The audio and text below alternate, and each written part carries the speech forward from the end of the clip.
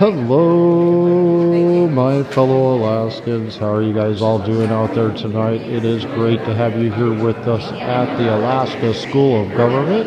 We are having a candidate debate tonight between Doyle Holmes and Kevin McCabe. I felt it was a good idea to get things up and running here a little bit early. And I have done a whole big bunch of adjustments on my platform here, where hopefully you're going to find us more and more on YouTube and Twitter. At the same time, you'll find us here on Facebook, live streaming this to all of you. I did a test run with this earlier tonight with the new settings on the program, and it seems to be holding solid, something I have not been able to get it to ever do before here since they changed their wireless programming. So it's thanks to you guys and your support. I also got myself a new filming rig that will help keep things a lot more stabilized here, and you will no longer hear the movement of the camera around back and forth because the microphone now has its own specialized holder. It's been your contributions and supports that have made that happen. Thank you so much to everyone who's gone to Politadick.com and clicked that support button. All proceeds go right back into doing what we are doing here. And the next step will hopefully be some upgrades to microphones, and also getting ourselves put onto Rumble. So while we are live streaming here on Facebook, YouTube, and Twitter, and Politadick Unfiltered on Facebook, also you will be able to find us on our website right now currently. Whenever we go live at Politadick.com, just click the live button. You'll be able to find us streaming there right now in color. Only live broadcasts can be found directly on our website. Otherwise, please always go to Facebook first. And if you're not a Facebook user, that's usually where they're at, unless I can keep a solid connection, which I'm trying to do again here. But they had changed some of their network settings, which forced me to never be able to get connection after they did that. And things have really improved now to where I'm getting a lot better with the new setup and new software that has been bought and paid for with your guys' support that made that happen. And a new mounting bracket for the camera setup, so the microphone will no longer have that vibration and rumble as I'm moving it around, panning, zooming, something that's always been really annoying on my end, and I'm sure on yours. The only thing I still cannot get around is going to be when too many people clap at one time and it knocks out the microphone.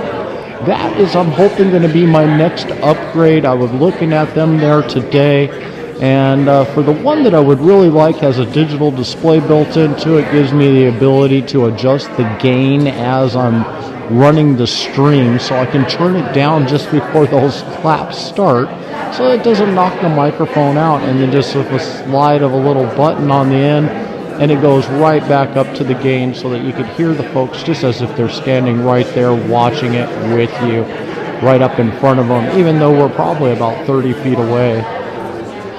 Right now I've got the microphone pointed away from me, so you can be able to hear pretty much what anybody is saying in front of me, probably better than what you're hearing me right at this moment. Kind of one of the reasons why one of the people I was streaming the other day for the MAGA rally out in Big Lake, and you couldn't hear what they were saying because they were facing the road.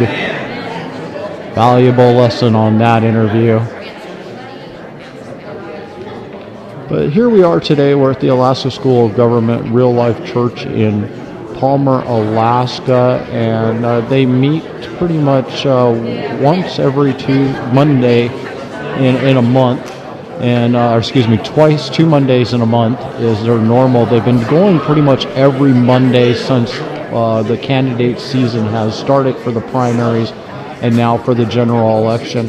So I should be here every Monday night for the next month or so as the elections ramp up. I know they've got the school board and the assembly members that will be coming out here. If we have any mayoral races in the MatSu Valley, maybe be able to get a couple of candidate debates for that. And tonight it's going to be Representative Kevin McCabe, the current seated House Representative in District 30, against Doyle Holmes. Got any questions, don't hesitate to leave them on Facebook. I will be monitoring them there. And if you're unable to leave a comment there, well, it doesn't matter. Just make sure that you like and share this video. The more people that like it, the more people that share it, the more people that get to see it, the more informed our voters are going to be, us Alaskans. when it comes time to vote in November in the general ranked choice voting. In case you're unsure of how ranked choice voting works, is you rank number 1 through number 4 in the order that you wish to see them elected. So if you have a particular candidate that you really do like over another one, that becomes number 1, then your second choice number 2, and then a third and a fourth. And depending on what party you are in, you may want to rank the red.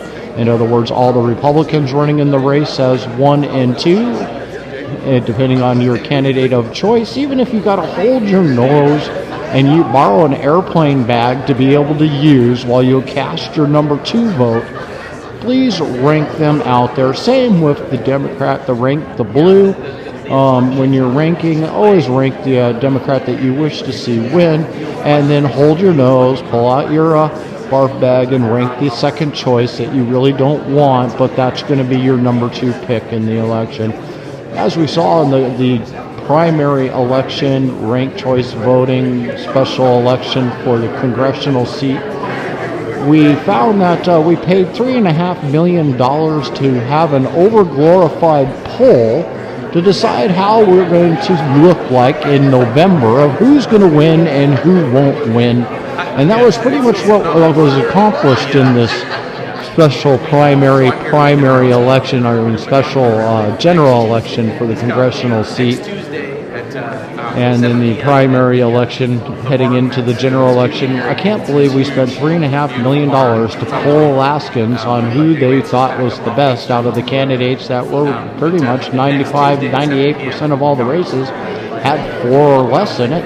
Already knew they were all going to the general election, and that's about the total of the tell. Now, according to the Peninsula Clarion, the MatSu borough put out a memo stating that the Charlie Pierce, Edie Grunwald election, Charlie Pierce is stepping down because there was allegations of misconduct there. And mind you, they put things in quotations. If you go and click on their link, you'll find them. And that's a Peninsula Clarion. And they put in quotes, their quotations of why they think he should, what he's being accused of. Now, this is supposedly not a direct source. This is nothing that is in print. This is nothing that has been publicly, as I'm aware of, been sent out there by the Kenai Borough Assembly or anything like that. But that's the rumors that have been going around. I just wish if it was true that Charlie Pierce and Edie Grunwald would just step right on out and clear it all up. If this stuff is being leaked out by the borough right now, then obviously we got a problem in the system. If they have not been publicly allowed to talk about it, how did they get permission to now all of a sudden publicly talk about why he's not there? Right now, through the Peninsula Clarion, you can go and watch the Kenai Borough Assembly candidate forum that is going on. I believe I saw 3 of them up at the table. And we're here today in the MatSu Valley to be able to listen to Kevin McCabe, Representative Kevin McCabe, and Doyle Holmes, who are running for House District 30 seat in the MatSu Valley. Encompasses the quite a large area. I believe they go as far as Talkeetna, but I could be wrong, or it could be from Big Lake or Willow area towards KGB. With the new district changes, I'm not up on exactly where the areas are, but they are basically the Big Lake, KGB, and Willow Houston areas, and probably Meadow Lakes. I'm just not too sure. Like I said, with the new district changes, Senator Shower was never my senator until this election. Now I get to vote for him because he's now in my district, where before it was David Wilson, who we really wish could get unseated this year. He made it very clear with all the op-ed pictures that he's been out there taking here recently, who he works for. All of his representative pictures or senator pictures have been coming out of healthcare. And so when it comes time to why he wants to be feasting at the table instead of collecting the scraps, that's who he's making sure are feasting at that table, while our permanent fund dividends are disappearing and going away. So this is going to be kind of an interesting debate going on here today. Nice little crowd that has shown up here. Looks like we got, say, approximately 50 people in the room here tonight. And if you haven't liked and shared this video, please go ahead and do that right now. We do appreciate you guys all being here. And like I said, thanks to your support and going to our website and giving a donation, we have been able to upgrade our equipment to where now we've got an actual filming rig connected to the tripod that's holding the camera set up in place along with the microphone. So no longer should you be able to hear the vibrations and bumpings and so on and so forth that we were having with the microphone prior to this. That should all disappear. I wish I could stop the clapping, knocking out the microphone portion of it, but I need a better microphone. $250 just doesn't get you as much as you would really like, and that's what I've been operating with now for about the last year and a half. It's been a really good microphone. I have no complaints about it whatsoever. And but I want to upgrade to one that's digital. It gives me more control over the game as I'm live. Looks like Edna's about ready to get going. I'm going to shut up and move off to the side. If I can go ahead and have everybody take their seats, please. We'll go ahead and get started.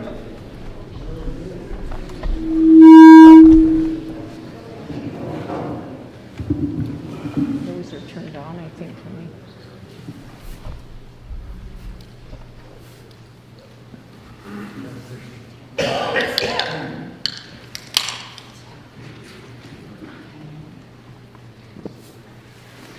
So if you'll all stand, please, my husband's going to open in prayer. Thank you for coming out, folks. Lord, we just ask you to help us keep our freedoms and our liberties, Lord. I mean, they were given to us in our Constitution, but they're under siege, Lord. So help us in Jesus' name, amen. Amen. Lisa, would you lead us in the pledge?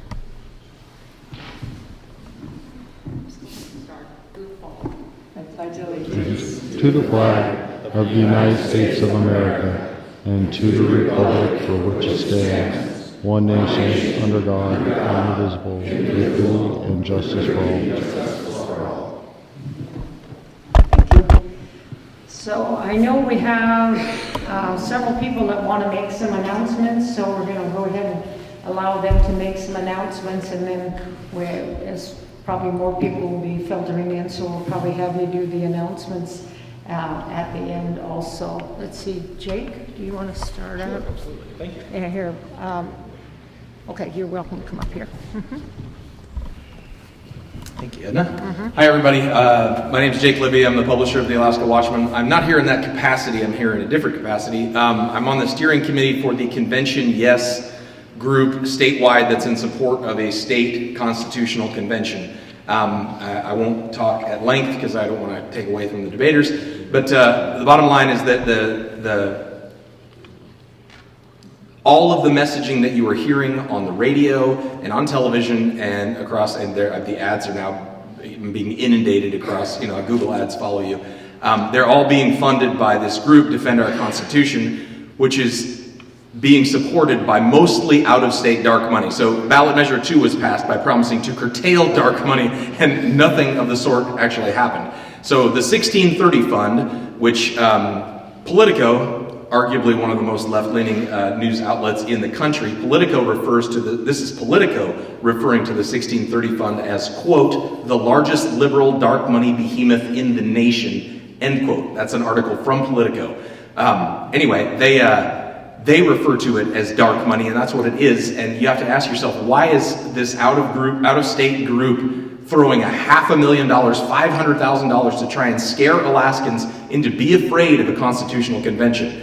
What they aren't telling you in the way that they're very disingenuously describing the process of a constitutional convention is that in the end, the people of Alaska have to say, yeah, we like that, or no, we don't. And much analysis has been done on a constitutional convention. It would be absolutely asinine for the group to force you to have to take all of these changes or take none of them. They're not going to do that. It's going to be a line item vote on each particular amendment and change.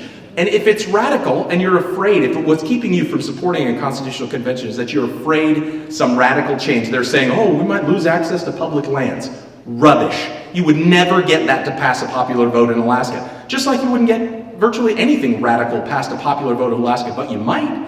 You might be able to get some judicial reform. You might be able to get a few things that are reasonable passed by the people of Alaska, and that terrifies the left. It absolutely terrifies them because they're going to lose their stranglehold on judicial authority, and we might have a little bit of fiscal responsibility restored to our state government. Or at least that's my hope.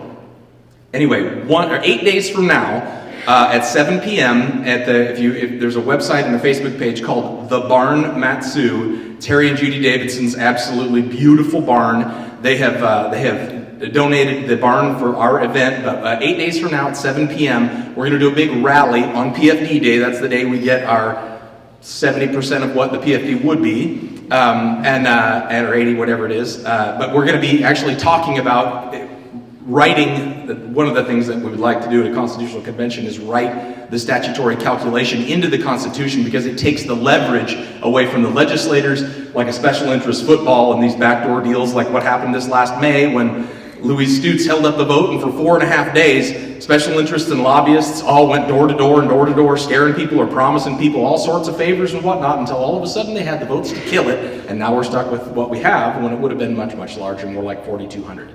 Anyway, I'm off my soapbox, but I just want to say, please come, please mark your calendars now, if you would, for 7 p.m. next Tuesday, that's the 20th, on PFD Day, at the Barn MatSu. And in the back, at the lower right corner, actually, I don't know your name, but she's holding them up. Those are flyers. If you're curious, or if you would, take one. I brought 50 of them.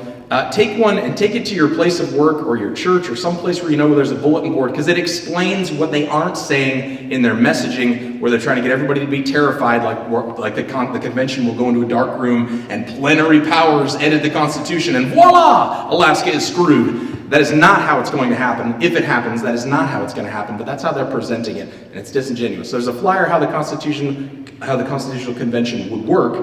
And we're doing a big rally and fundraiser to try and get some kind of messaging out. Currently, just so that you know, we've managed to raise $3,500 versus almost $800,000 on the opposition.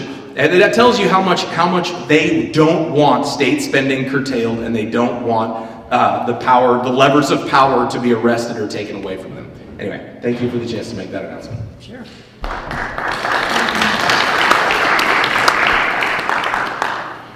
John Miller has an announcement too. Thanks, Edna. I don't know how many of you know, I'm sure everybody does, that last Tuesday our assembly passed a resolution to do a hand count. They also funded it, passed a resolution to fund the hand count. It's not entirely what we wanted. We wanted to get rid of the voting machines entirely. There's an ordinance coming up here on the 4th of October and the 18th of October. Yes, where they're going to have one to get rid of the voting machines, altogether. Hold the mic up. So in the meantime, we put together a list of people that would be willing to count ballots. And this will basically show our support for a hand count, for one thing, and it'll tell the borough clerk that we got a lot of people that would be more than willing to come and help out if they so desire. So I'm going to pass this list around. Hopefully we might be able to do it Tuesday. There's another borough meeting this Tuesday. It's joint school board and borough. So you can come and you can say, scrap the voting machines, and thank you, school district, for the things that you did last week and getting rid of that policy for the transgender thing that's going on. So you can kill two birds with one stone. Yeah, so I'm going to pass this around. Please sign it if you haven't already. And we'll get a whole bunch of signatures on here, and we'll show the borough just how much people are interested in doing a hand count and getting rid of the voting machines. Thank you.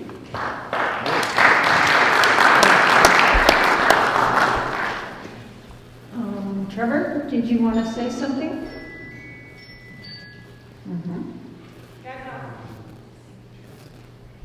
Okay. Did you want to say something? You. Come on. This is not political, okay? But he is starting a business that I think is something that really could be used in our valley. I think all of you, and hopefully none of you, although I know one person in here that did have the challenge regarding the catalytic converter being stolen off of vehicles. And so Trevor has some ideas. So I'm going to give him a couple of minutes because I know there was, Representative Johnson had a bill in the legislature last year to deal with, to try to tackle the problem, but so this would dovetail into that. So I guess in a long way it is political, but in the sense that he's the fiance of a very long time friend of mine, so. And since I'm in charge, they're going to do it. Go ahead, sir. Thank you, Mary. I appreciate it. Can you guys hear me okay? So my name is Trevor Stefano, and I own a company. Sorry, I wasn't really prepared here, but I own a company. A couple of them. One is a freelance paralegal company, and I do like contract work with different law firms and individuals. And the other one was a little bit more interesting.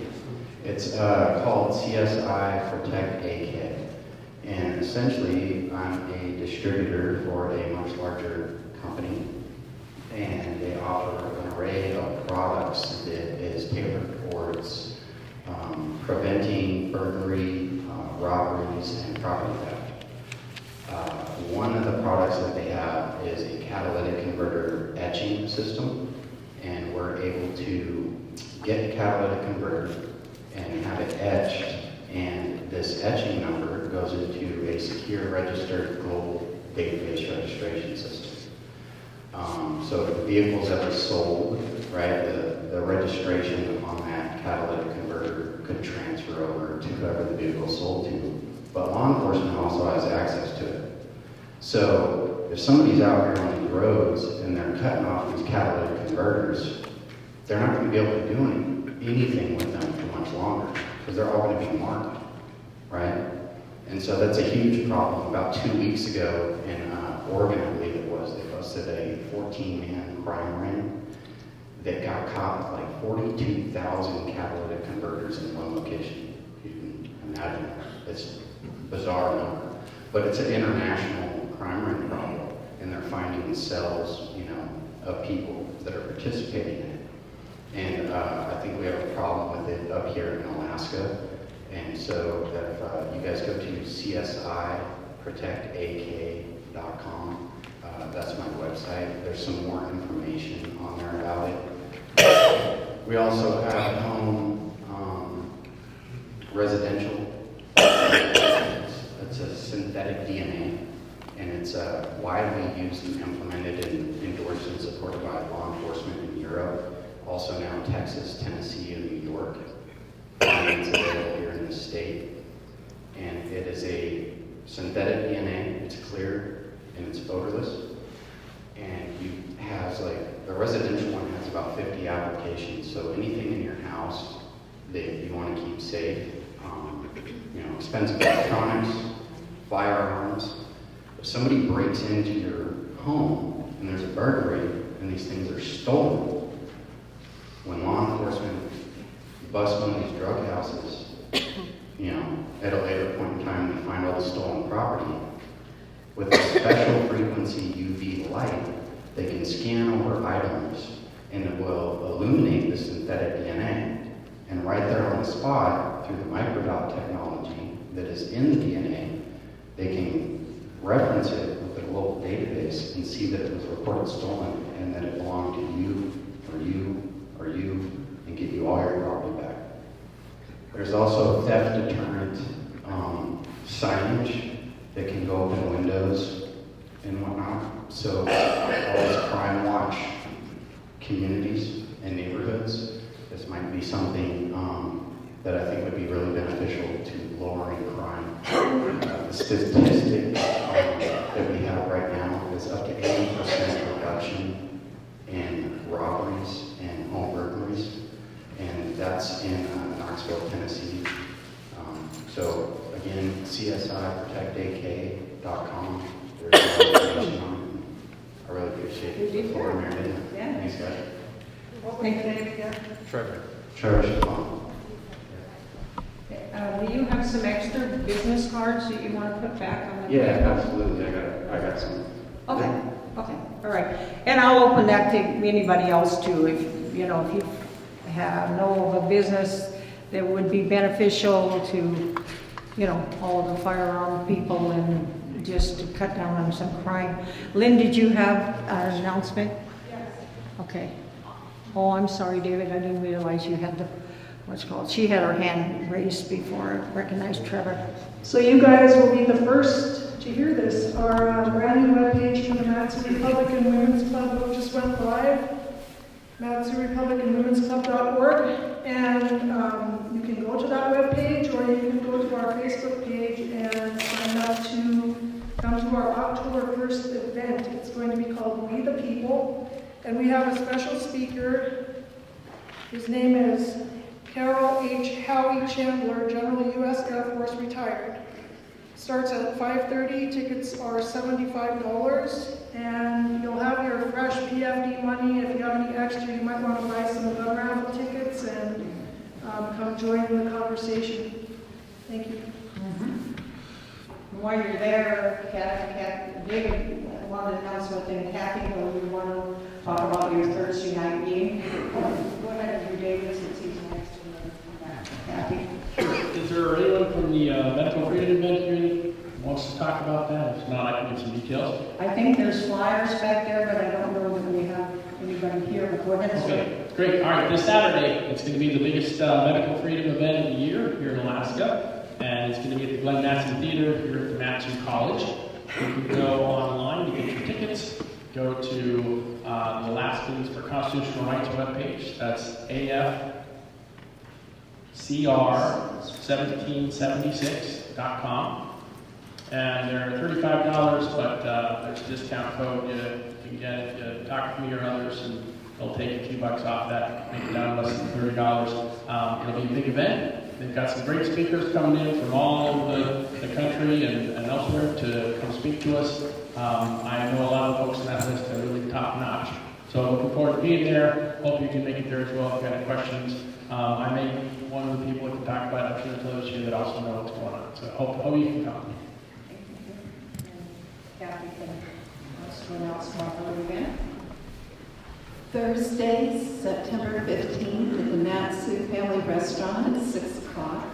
We are going to have the candidates running for office for Wasilla City Council and Palmer City Council. So we'd appreciate everyone coming to hear it. Thank you.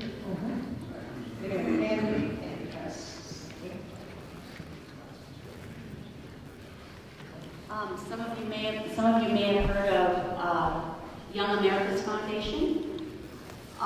If any of you know of teenagers in high school or college that want to go to Santa Barbara, California, they're having a high school and college conference down there September 23rd and October 17th. Is for the high school teens. November 11th is for the college age. And I have some brochures back here. Sure, put them on the table, please. And it's at the Reagan Ranch. So some of you may have heard of it, but you may want to pick up the brochure. Okay, thank you. Anyone else have either campaign or some other event that's going on that would be beneficial to anybody? Okay, alrighty. Oh yeah, Jake. I apologize. I said 7 p.m. and 6 p.m. Okay. Ms. Tilton pointed that out for me. She found the event. There's actually a Facebook event for it you can follow, but it's 6 p.m., not 7 p.m. That'd be tragic if everyone showed up at 7. Yes, the 20th, yes. So that's a week from tomorrow night. Yeah. Pardon? The same night that is the Borough Assembly? No. Our Borough Assembly meeting will be tomorrow night with the school board, and then on the 27th, because we had one of the Assembly people that couldn't make it on the 20th, and so they asked if the Assembly could be switched to the last Tuesday instead of the third Tuesday. So, yeah. Okay. Yeah, John. On September 29th, 30th, and October 1st, they're having a conference at River of Hope Church in Bridge of Hope, and you know all about this, don't you, Edna? Edna's going to be one of the featured speakers. It has to do with the church and Christians being involved in government, I believe. And there is a cost. I think it's $35, but it should be great. They got some other local speakers. Edna, maybe you can tell us more about it. okay. Yeah, the Bridge of Hope is a church that's in Peters Creek and off to the left when you're into that last exit off of the Glen before you get to Birchwood Loop. And there's a lady by the name of Leah Sloan in Anchorage who has done a number. She'd been here when we first started, 18 months ago. And then she got a burden to do some stuff in Anchorage. But she just does conferences. The last one she had about 3 months ago had to do with business and getting people, that were in business active in the political arena. And so this one then is going to be on the 30th. That night is going to be more prayer and praise. And then Saturday morning, Representative Sarah Vance from Homer is going to be the first speaker. And then Senator Hughes will be the next speaker. And then I will be the last one, just talking about you guys.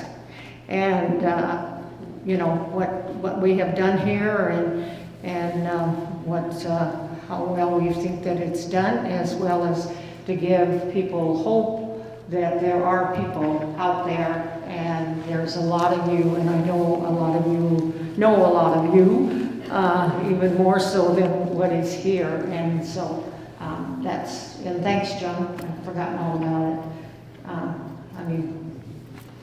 I'm working on the speech, but anyway, but I didn't even think about it. I need to get some flyers for here too. So, yep, CJ. Hey, you getting a mic? What time is the event? Friday night, I believe it's at 7, and then 9 o'clock Saturday morning, and we'll be done by 3 in the afternoon.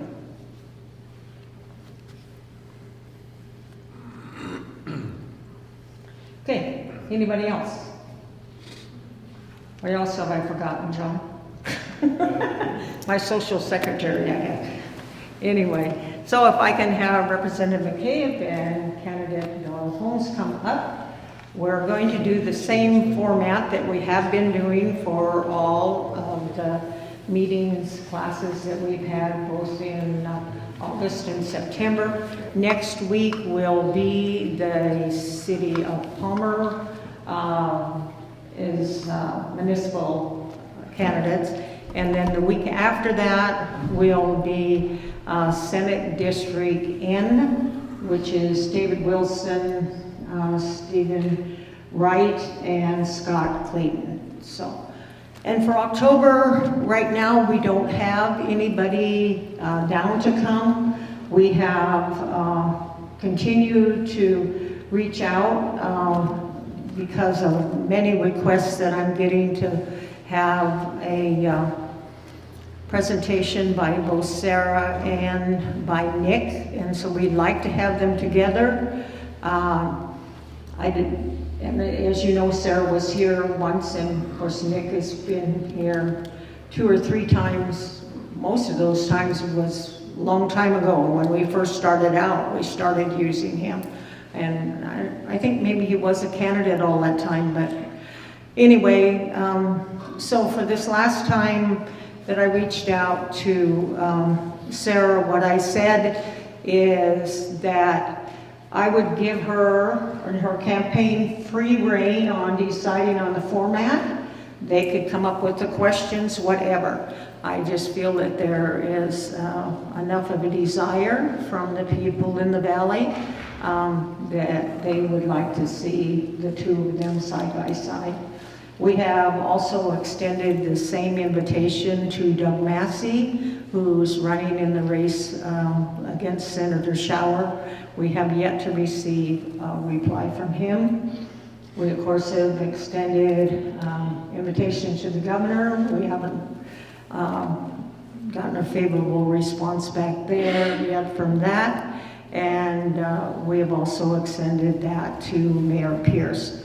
And I don't need to say anything more on that. I'm going to leave it up to them whether they want to come or not. We have had Edie here to talk a long time ago when she first joined.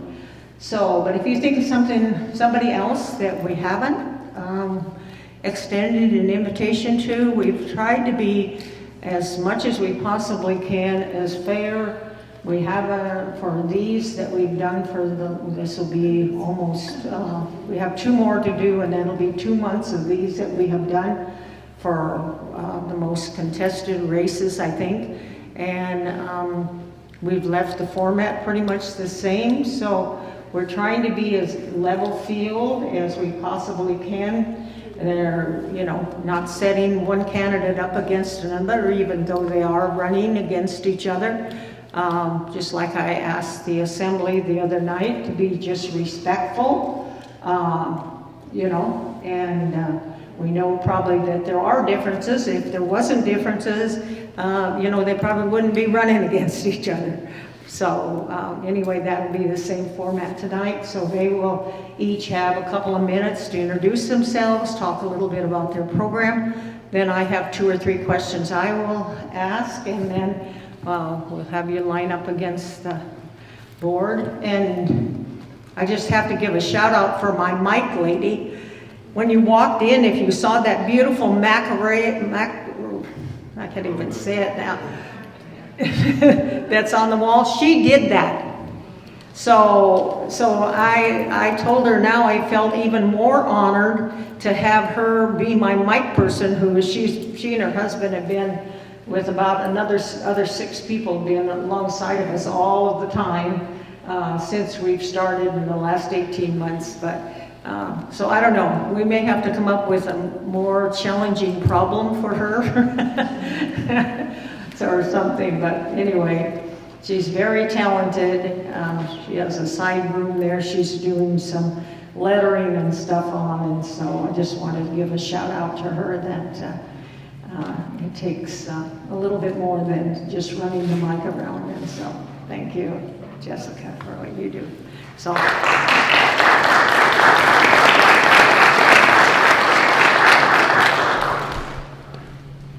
And I'll let you two decide which one goes first, and then the other person will be the one that goes first. You know what? At the Age end. before beauty. Age before beauty. Okay, good evening, ladies and gentlemen. Thank you very, very much for allowing me to speak before such a prestigious group. My name is Doyle Holmes. I live in Willow. That's not always a bad thing. I own Willow True Value hardware store with my wife. Sometimes I think the store owns me, though. I have owned that store for 45 years. I finally got it paid off. I have no debts. And so I have filed to run for the House of Representatives from District 30. A little bit about me. I served on the MatSu Borough Assembly for 11 years. I was deputy mayor of the borough for 3. I was basically known for getting things done and solving problems rather than trying to postpone them and put them off until a later time. During that period of time, we managed to cut taxes, build schools, and get a lot of things done. I served 22 years in the United States Navy. I firmly believe in the Constitution of the United States and the Constitution of Alaska. I spent 22 years defending that and swearing that I would defend it. The First Amendment is very important to me. A lot of people don't quite comprehend what that encompasses. It does have freedom of speech, freedom of religion, freedom of press, although they don't always treat me nicely. The most important part of it is freedom to assemble without fear of government intervention like we can here tonight. It's extremely important that that be protected. I also again served 22 years in the United States Navy defending the Second Amendment. I'm a member of the NRA and the Outdoor Council and the Lions Club and the VFW. I served as commander of the VFW in Willow for many, many years. So again, I'm well known for getting things done and solving problems, and I would ask you politely and urge you strongly to vote to me and send me to Juneau so we can possibly end the divisiveness down there and get something done. Thank you.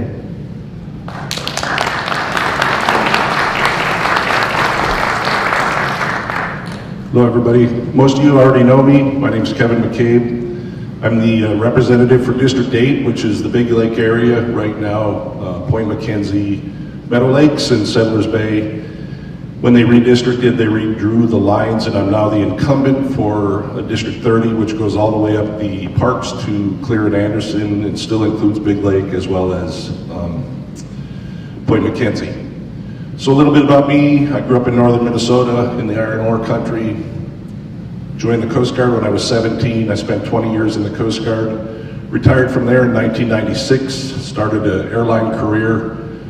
During my career in both the Coast Guard and in the airlines, I flew all throughout Alaska. My initial airline career was on a C-130, flying through all the villages in Alaska. So I've seen many of the villages, probably most of the villages that you can get a C-130 into, or that you can get a Beaver or Islander into. After that career, I moved on to the full-blown airline career, flying 747s worldwide, throughout mostly the Pacific, but everywhere in the world. So I've seen a lot of different cultures, a lot of different things, a lot of different peoples, a lot of different political systems, if you will, and I've operated well inside of all of them. For the last 2 years, I've been a freshman in Juneau and have accomplished what I feel is pretty good record for the minority. Being a conservative Republican in the minority, there's not much you can do except block some bills. However, I did get one bill passed, HB 166, which is the removal of the front license plate. Also been involved in a couple of resolutions. I helped with the milk bill, was a co-sponsor on that, which allowed herd shares, farmers to sell their milk directly to the public instead of having to have, and cheese, and we called it the Free the Cheese bill, to sell directly to the public, which sort of freed the herd owners and the ranchers to sell their product without excess government regulations. Was also part of a couple of bills when the state of Washington decided that they wanted to tax us for 6 cents a gallon for any fuel that was imported to the state of Alaska. My office and myself, we responded almost immediately. Within a day, we had filed one bill, and 2 days later, we filed a second bill. Totally unconstitutional and against the Interstate Commerce Clause, but so we felt so was the one from Washington. So our bills were to penalize them 6 cents a pound for fish that left Alaska waters down to Seattle, as well as a $15 a barrel surcharge on any oil that left Alaska and was refined in Washington. It got an immediate response from the Washington legislature. I talked, within a day, I was talking to the ranking members of both the Senate and their House transportation committees, as well as one of the very senior members of the Senate down there. and we managed to get them to pull their bill.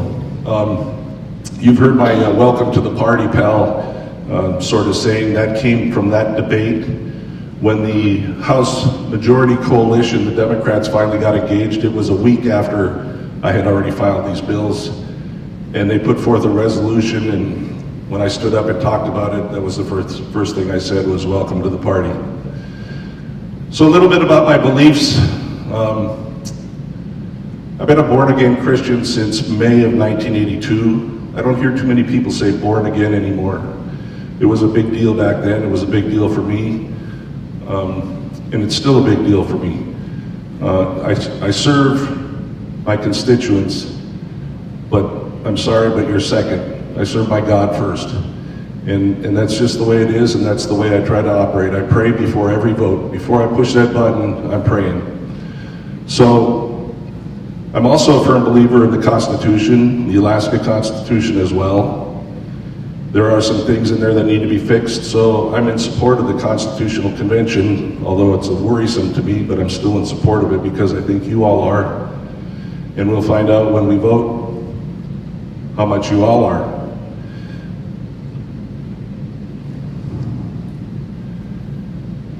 There are some things in Alaska that need to be fixed. I think we all need to be Republicans, conservatives, need to be in the majority to fix them. The PFD is certainly one of them. Abortion is also one of them that we need to deal with.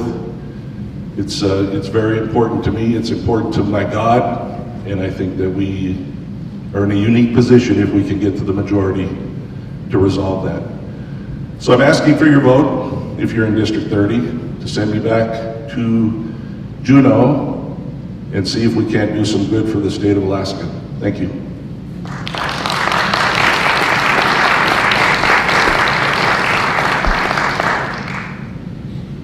So the format has been, I'll ask them a couple of questions, and Jessica will go over to the side and you can start lining up, and then we will have questions for you from the audience.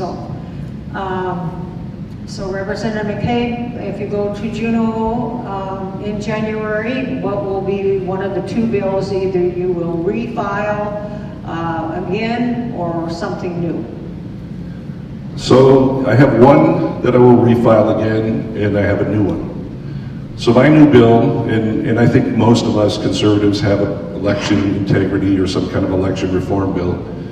The first one, I believe that we need to have one person, one vote, paper ballots, hand counted. And I also think our election needs to be on one day. I think all state elections need to be on that day.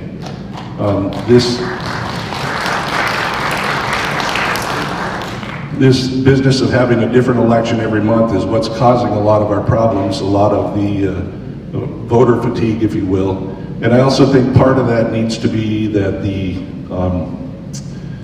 the day needs to be a holiday.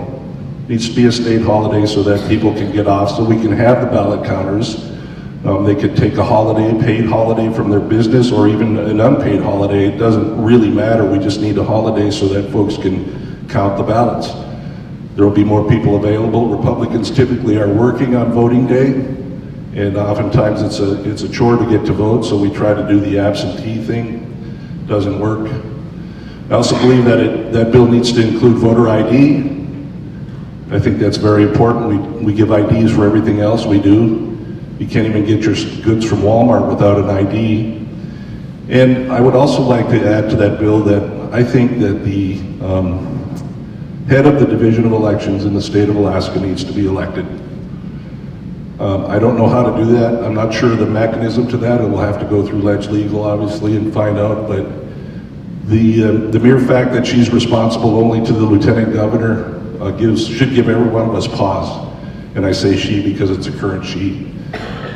So as far as the bill that I have, that I'm going to refile, it's going to be the gold and silver bill, which we filed, which allows the state to, under the U.S. Constitution, to use gold and silver as legal tender. It's a little bit more than that, but I'll leave it at that. Okay, basically I've got 2 or 3, but I have found the best option when you're in the legislative business is to listen to what people say. In my store, about 150 people a day come in, so I get a pretty wide ideas on what people are concerned about. A bill that I think that needs to be introduced is something that will help us take back our schools from the liberal groups that are destroying our children. I would like to make it mandatory that we have a lesson guide for each classroom, and that is published and it's on the internet, and that we can see what our children are being taught in school. The next item, there's a couple about the same strength. One would be the adoption process in Alaska, which would solve some of the issues with abortion. The laws right now are so complex and so expensive in the adoption process that good people that want to adopt children just give up and go home. You have to have an attorney. It runs anywhere from $10,000 to $25,000 to go through the process. And instead, the state manages to keep our children in the welfare system, in the child protection system. And that's the worst place, in my opinion, that our children need to be. So I would like to change those laws and make sure that it's much easier to get that done. One that I hear a lot about is crime. The troopers right now are undermanned. Manning more troopers is not going to be the solution. My solution would be either as part of the troopers or to actually break up the troopers and come up with a crime investigation unit. That would be separate, and they would have no power to write tickets. That's all they would be doing in life, would be to investigate crime. I've had 3 break-ins in my stores in the last 2 years, and the poor trooper comes out, does the investigation. He's been out for 2 12-hour shifts, and he goes away for 5 or 6 days, and everything that happened is lost. And so there's been no resolution at all. So I think we need a group that does nothing but investigate crime. So those would be 3 of my priorities. Okay, good. So I'll start with you since I started with you last time. So the next question would be, of the legislation that you saw passed this last session, is there a bill or two that you would have voted against, and if so, why? Or a bill or two that you would have voted for, and why? You understand what I'm saying? So like if there was, say, a bill on adoption that had been brought up to the legislature, right, yeah, but so whatever subject that you wanted, something that passed the legislation that you would have voted in opposition to, or something that didn't pass that you would have wished had passed? I believe that a lot of the money that's been appropriated by the legislature has been put into areas that it's not really necessary. The permanent fund fight that keeps going on down there is basically just nuts in my mind. The money's there, it can be spent, and I believe that we should have had a formula that we agreed to a long, long time ago when the permanent fund was established. It's just a magic game of money when we're going to get a partial PFD and we're going to get a energy check. But why not call it what it really is? It's just another way of avoiding voting for a full PFD.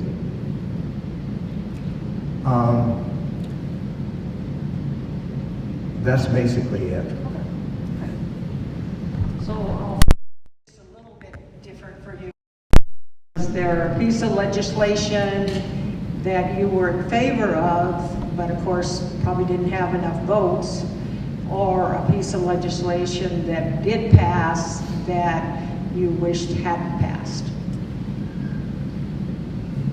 Sure, there was a piece of legislation put forth by Representative Clayman and Josephson. And their premise was, and I don't remember the number of it, I'm sorry, but their premise was that the state law department, the state attorneys, were not being paid enough. And so they put forth two bills. One was to increase pay, but it wasn't going to take effect for a year. It had an effective date of the next fiscal year.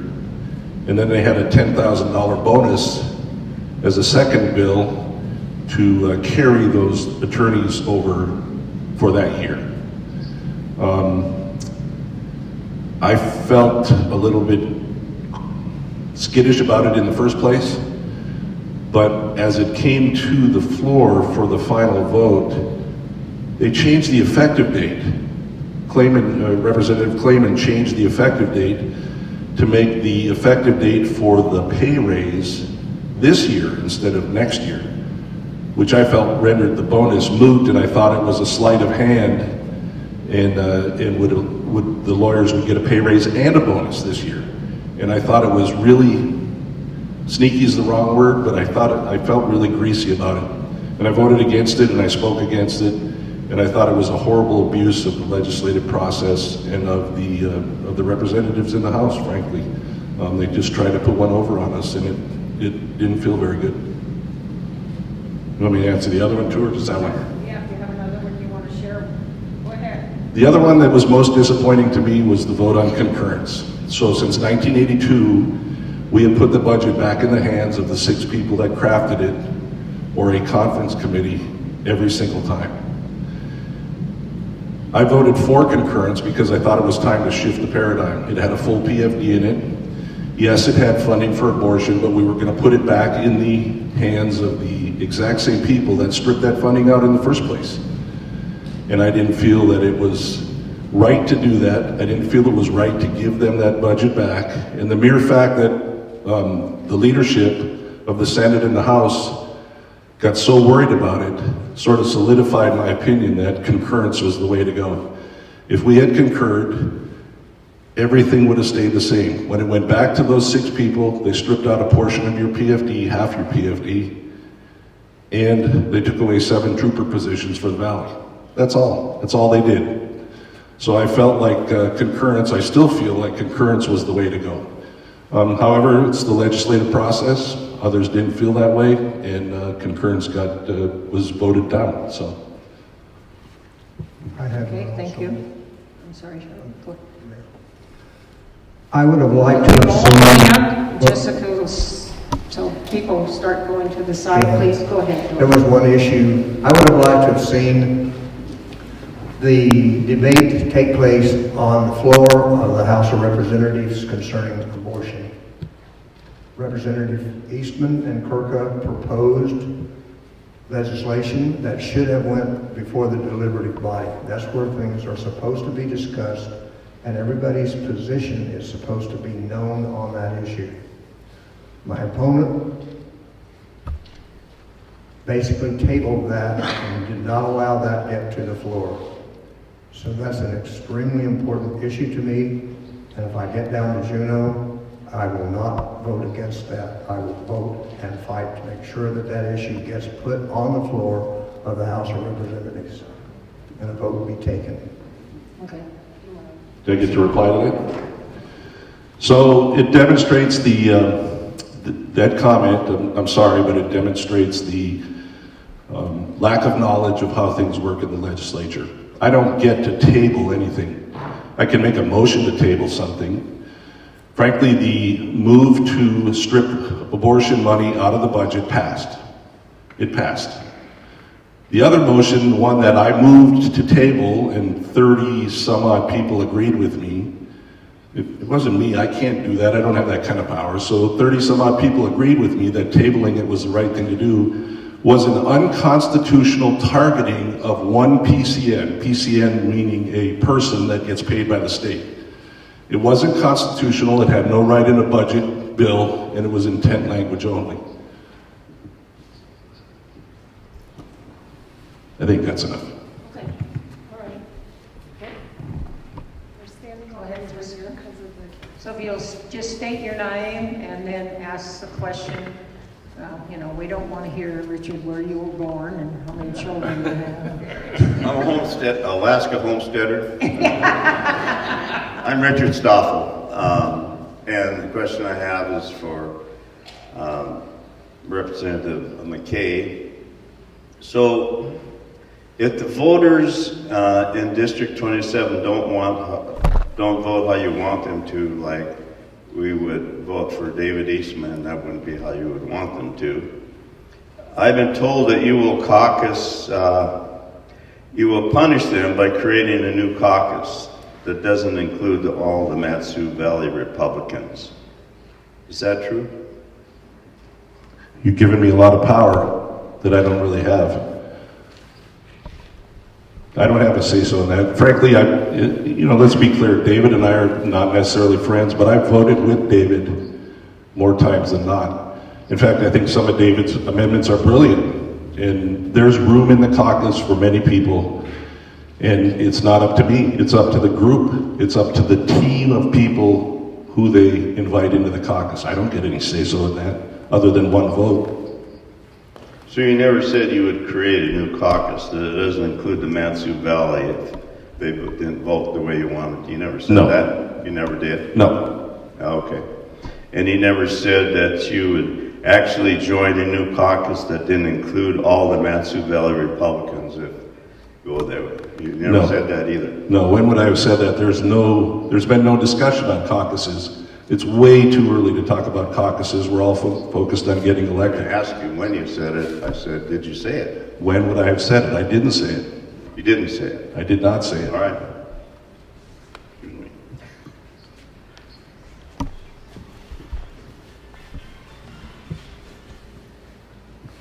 I'm Terry Lyons, and my questions are for Mr. Holmes. I have two questions. During your last campaign against Eastman, you stated on a radio program that you would caucus with the Democrats. My first question is, would you ever join a Democrat-led majority or a majority where the Speaker and the Rules Chair are Democrats? No, I've never said I would join a Democrat majority or a caucus. I don't like the caucus process to start out with, but Democrats are fine people. The party's not one of my favorite things, and so I would never do that under no circumstances. I don't know when you thought I said that, or I have never said that. There was a gram put out during an election about 4 years ago that indicated that I was going to do that, but I never said that, and I would never do that. Okay, so if you were elected to the House, we can count on you not joining an illegal binding caucus? Not with the Democrats, no. Okay, I have one more question. And I will have some things that I want before I join the Republican caucus, but I think I'll get them. When you were on the Willow Fire Service Area Board and again on the MatSu Assembly Borough, you actively worked to prevent construction of fire stations in Willow in an attempt to keep the mill rates down. You are quoted as saying, "We don't need a fire department. That's why people have insurance." Do you really believe people should rely on fire insurance instead of the fire department? Willow is 20 years behind the rest of the valley in EMS protection. How do you feel about that today? I think I served almost 20 years on the fire board, and about 90% of the stuff that they have, we need a fire department. I've always supported the fire department. And when I'm elected, I'm going to do my best to get the $3.5 million fire station, central fire station that Governor Dunleavy promised us. The issue that you're talking about was the great debate in Willow, was whether we were going to have a central fire station or 3 small substations. Okay. And so I supported a central fire station. We have 3 substations now. Did people's insurance go down? Probably not. Did their mill rates go up? What's that? Did their mill rates go up?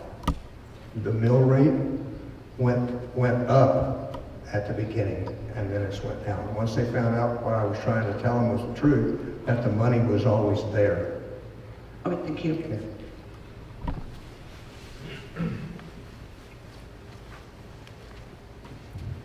Hi, I'm Rick McClure. I'm representing Alaska Gun Rights. Thank you, Mary DeVries, for having this school government gathering.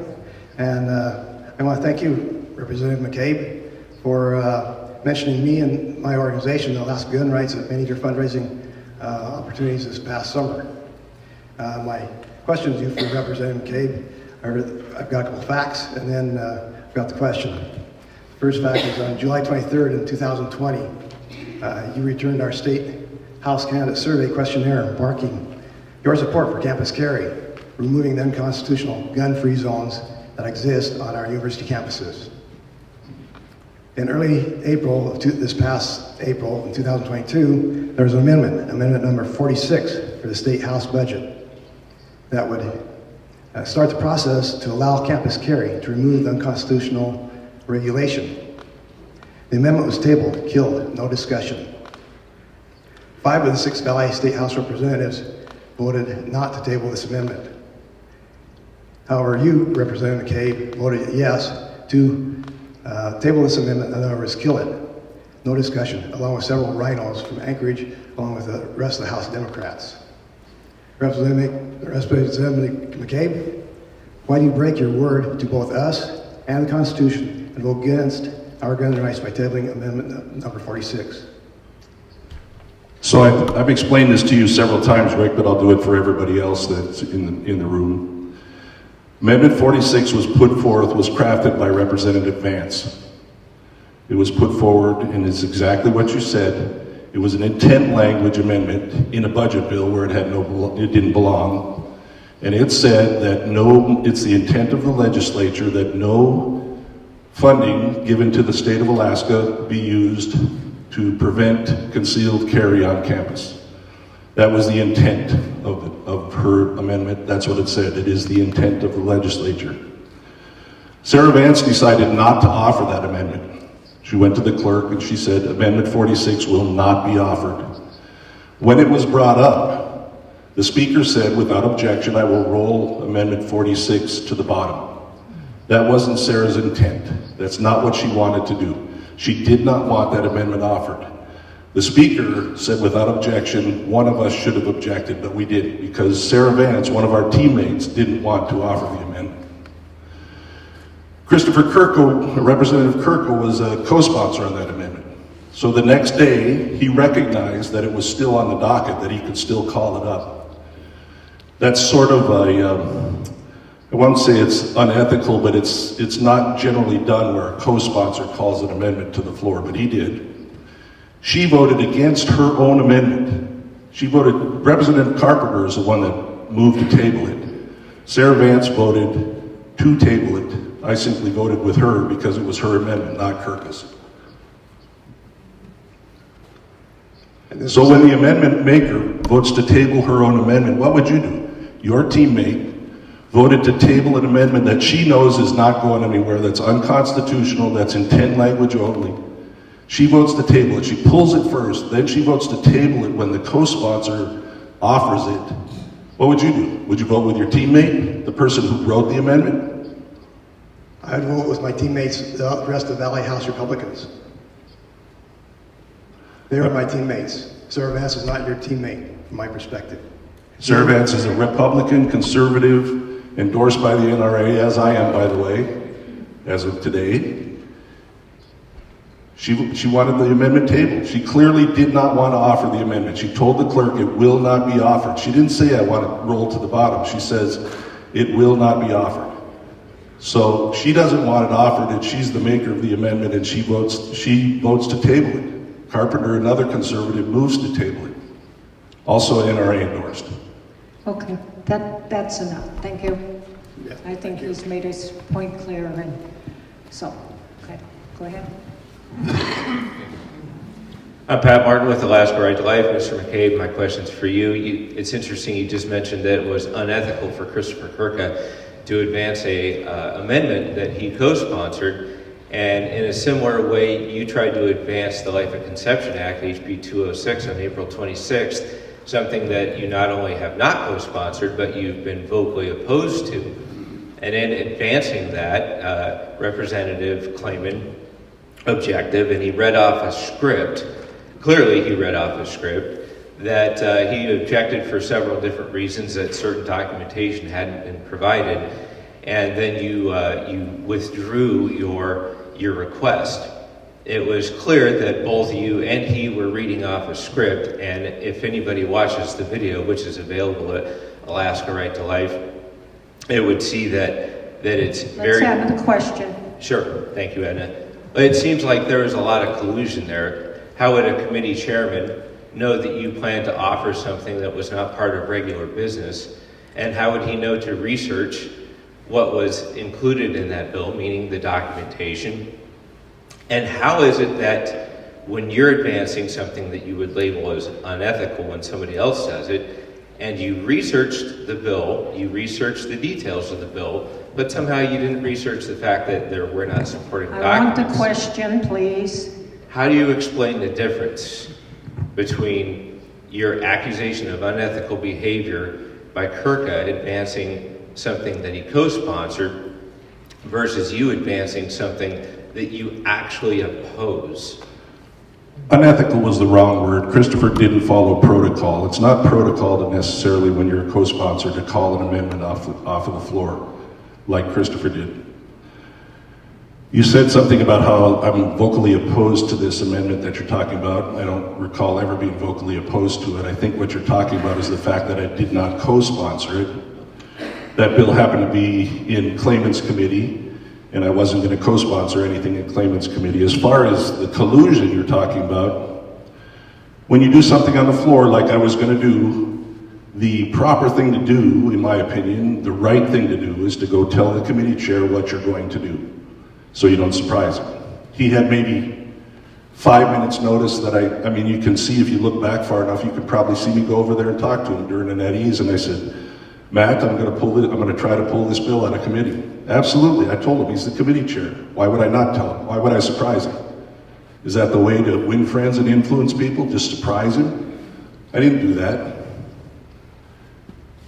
I wanted to pull the bill out because I wanted it on the public record that the bill was not complete. It wasn't done. I knew it wasn't done. I knew there hadn't been things done. As a matter of fact, when Christopher found out that he hadn't completed the bill, he immediately, the next day, completed the bill. He put in a sponsor statement. He put in the sectional analysis. So, yeah, I talked to Clayman. I also talked to Hannon about the other one. It's interesting that you point out that you knew that the bill was incomplete before you advanced it, but on the video... That's enough. Okay, That's on the video, you said you that didn't is know enough. Why? Because I ask everybody to be respectful. I want to say that.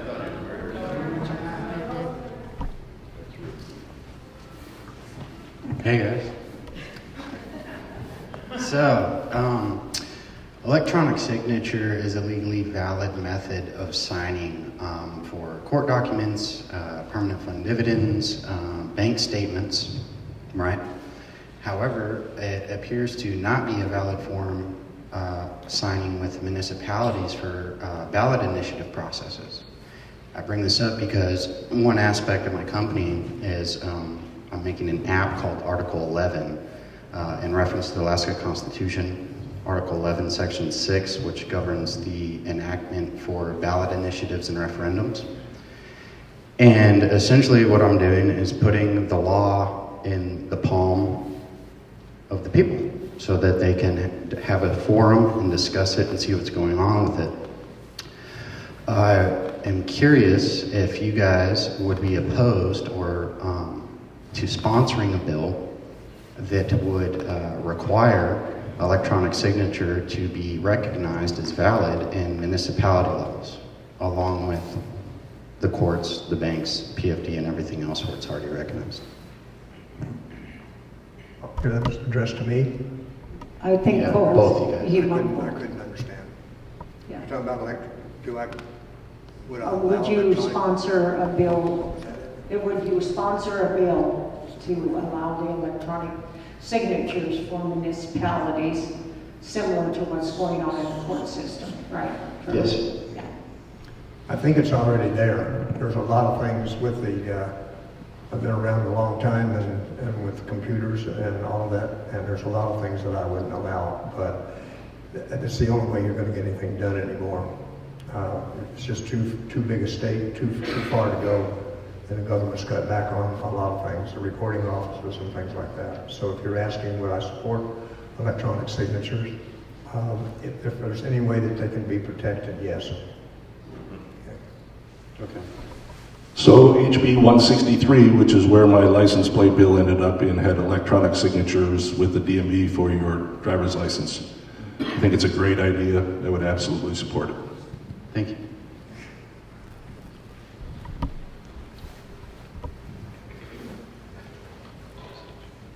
I'm Mike Whitney, constituent of Kevin's, now District 30. I read 2 news articles earlier today. One was by Suzanne Downing that wrote that Kevin McCabe was a victim of a weaponized assessor's office that was going after him for not paying enough taxes. Now, I don't know anything about this. And then later I read another article that claims that on your 40-acre home on the lake, you've only been paying around $1,300 a year in property taxes for years. Is that true? So this is about my service to the state, not about what I do or don't do as a person. However, I pay the taxes that the borough levies against me. Whatever, I'm not behind on my taxes, whatever they levy. You paid $1,300 for 40 acres on a lake. Mike, he can't answer because he isn't the assessor. It's the borough assessor that you need. Jesse's right there behind you. Talk to your assembly person. He's not the assessor either, he said. No, but... Right, but $1,300, I talked to some people. No, Mike, no. Just This is little. questions for them, okay? If you have a question about the legislature... Well, it is troubling that a guy would only be paying $1,300. Mike, that's enough. Well, that's enough. Moral that issues. Is enough. Moral issues, man. Go sit down. Moral issues. Go sit down. Yes, now. Now you're being disrespectful. Just a question. A moral question, Edna. If somebody's scamming the system. You pay double on your taxes this next I year. pay as much as he Sit does down. for a little Sit shack. down or I'll take you out of here. Okay, go ahead. Sit down. You want me to leave? No, I want you to sit down and learn. Yes, ma'am. So, and if I could reply to a little bit without arguing. I'm out of the fire service area. I'm a disabled vet. I'm close to 65. And I'm not qualified to appraise or assess my own property. That's up to the borough. The fact that they haven't been out there, they told me in 2014 that they assessed the property from Google Earth by let's drop it. roof area. But Let's drop thank it. you. Okay. Thank you, Edna. Tom Olds, thank you, Kevin, for being concerned about election integrity. I am also.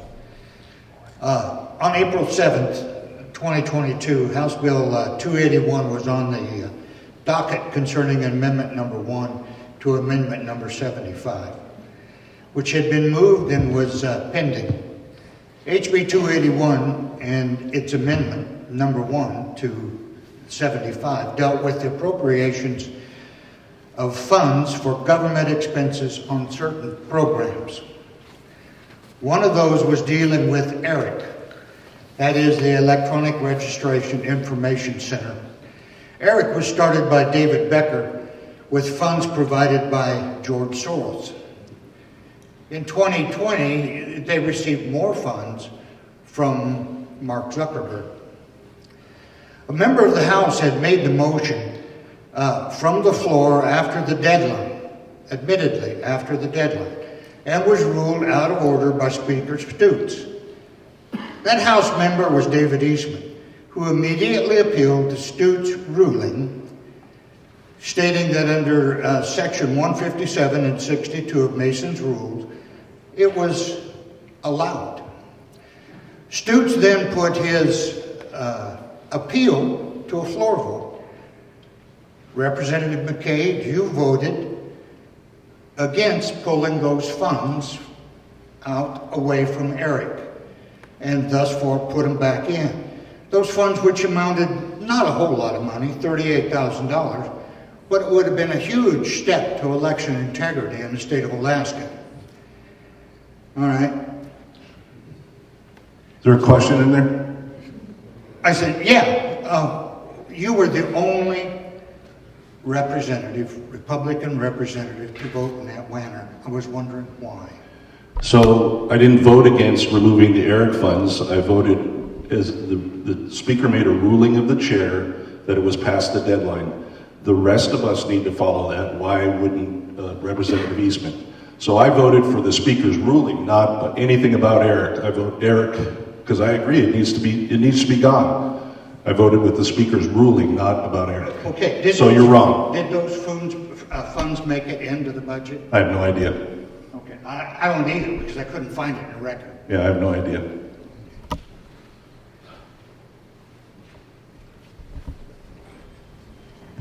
Sorry, Jess, didn't mean to put you on the spot. Oh, no. But I've done it before, so I'll probably do it in the future. I am also not the bureau assessor, though, by the way.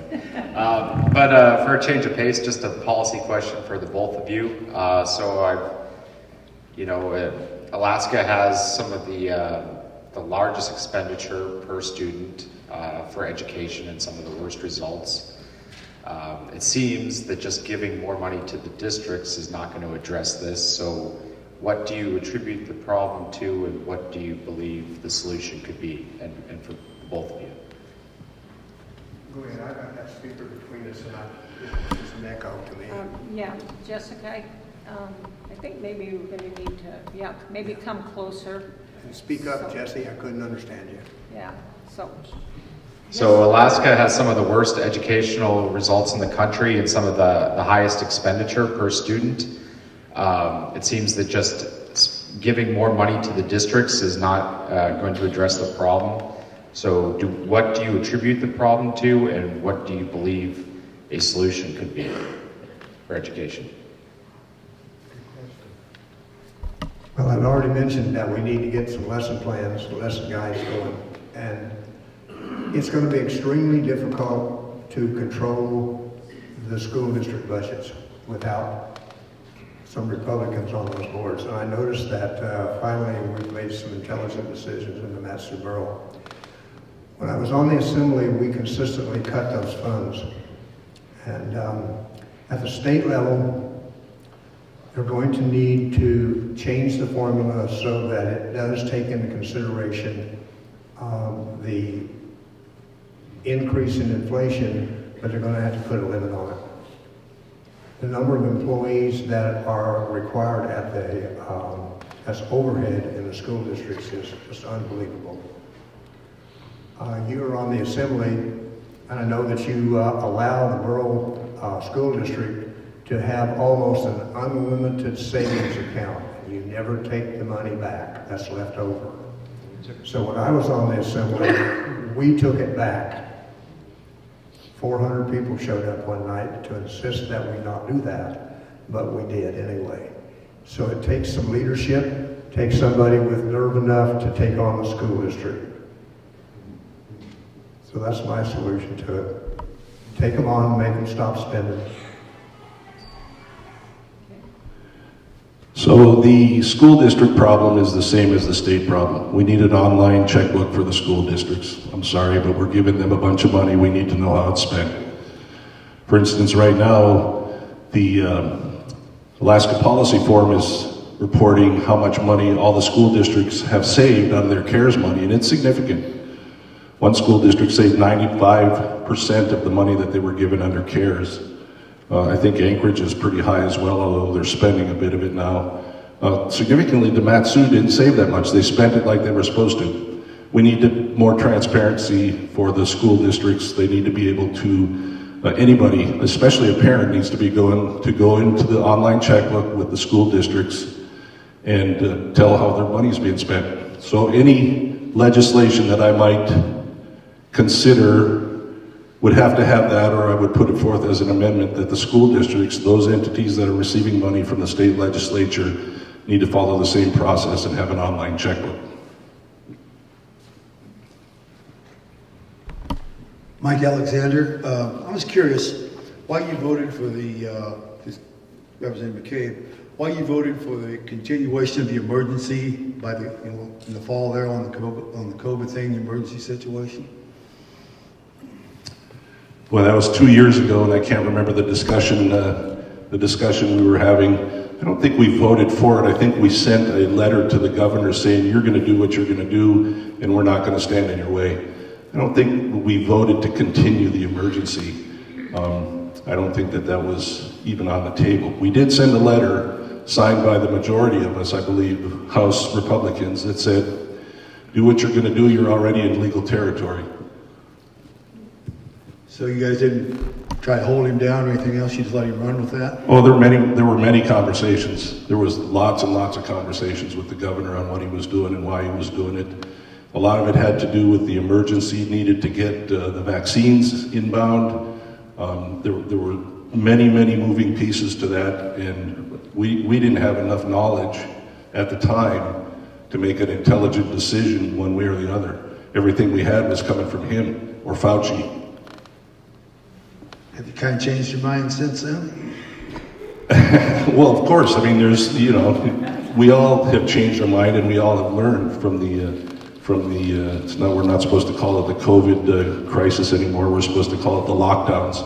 I think we've all learned. I said that from the beginning. There was no health policy advisor on Trump's team or on Biden's team. There was no health policy. They were all doctors, even Doctors Inc. She's being a doctor. She's trying to solve a disease. You can't solve a disease with a lockdown that creates a bigger problem. So. I know she comes from Stanford, but she doesn't have an epidemiology degree either. She's an emergency room doctor. You need a health policy person on the panel, somebody that's going to say, what are we doing? We're going to create an issue 10 years down the road with our kids. I would like to see you guys get something passed to where if they come out with an experimental vaccine anymore, that it is not acceptable here in the state, because the VAERS reports are looking awful. You've got 30,000 dead people, and that's not everybody. That is anaphylactic shock. There have been clots going, a lot of strokes. We've got 1,100 dead athletes here worldwide. It's just kind of bad news. That's what I said. I'd like to see you guys at least put something on the ground next time that you can't take an experimental vaccine unless you sign permission and you give full permission, full consent, not one side of it and then the other is avoided, which was pretty much what was happening here. Since you and I have breakfast every Friday morning, I think you know that I'm already a victim of that, so. Push that one. See you do it. Keep someone else being victim.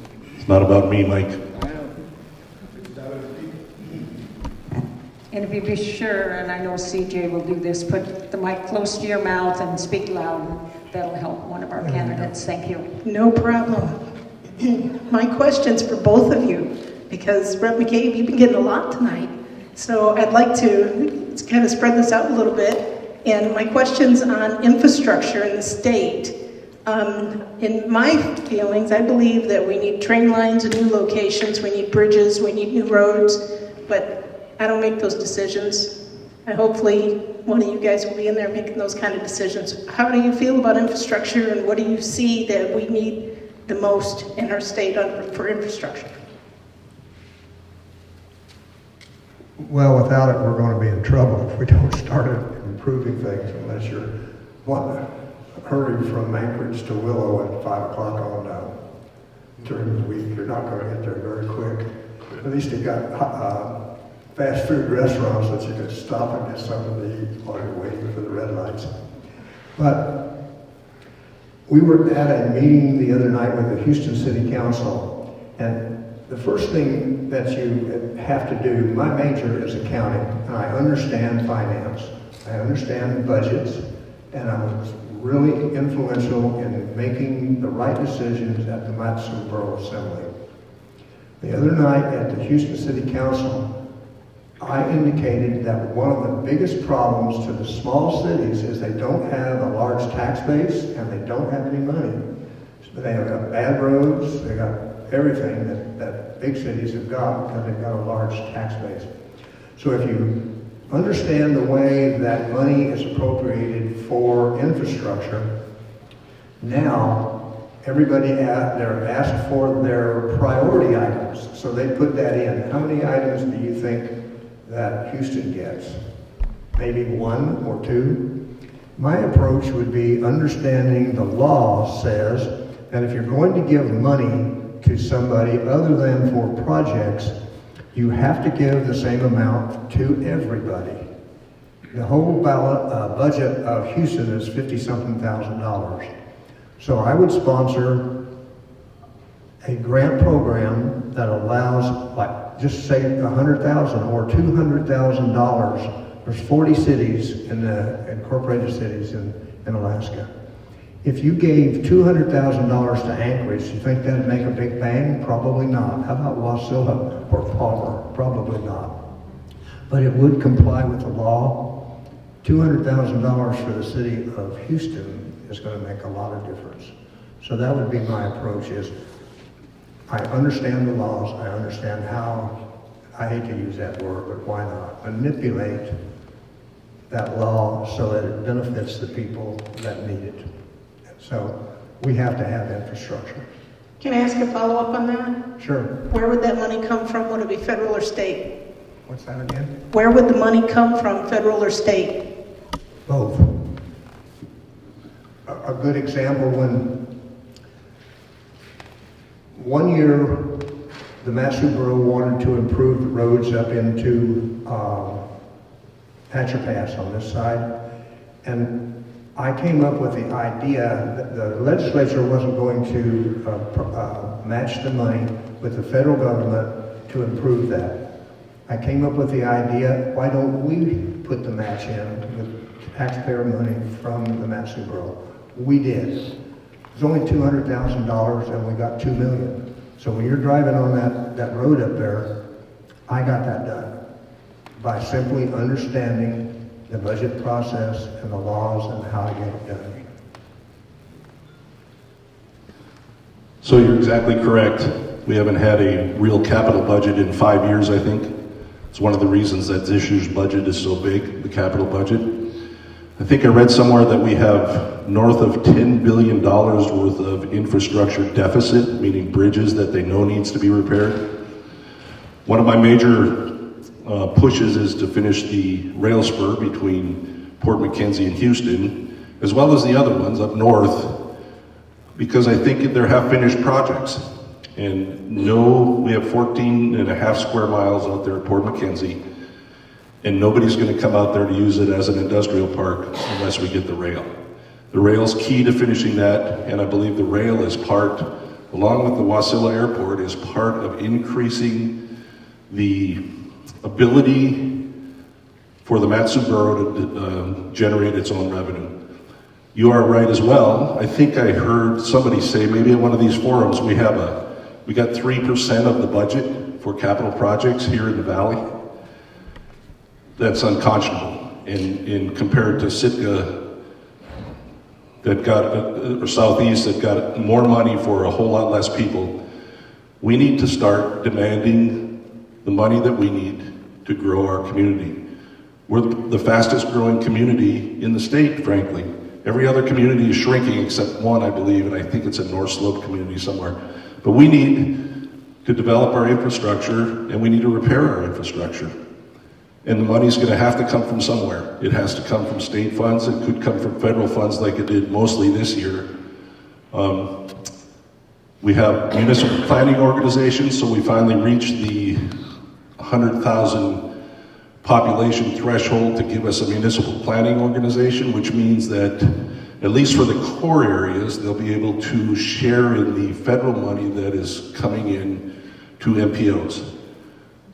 Prior to this, it's been Fairbanks and Anchorage. It's time for us to step up and get our share. We have enough people here that it's time. So, thanks. Thank you.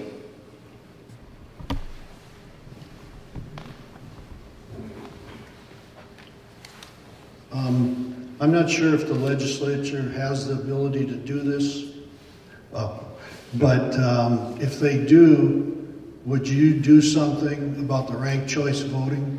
Does the legislature have the ability in the next term to do something with it? Sure, so that's sorry, did you want to do that first? That's a citizens initiative, And before we can do anything with a citizens initiative, the legislature has to be in place for 2 years. 2 years is up February 17th. Ask me how I know that date, because everybody's already looked it up and we're already discussing it. So yes, we will be, if we're in the majority. We have to get to the majority to affect that, because I guarantee you the other side does not want that. So there are at least 3 bills working, I know right now. Sarah Vance has one, Mike Schauer has one, Senator Hughes has one, and we're all working together to repeal ranked choice voting. Absolutely.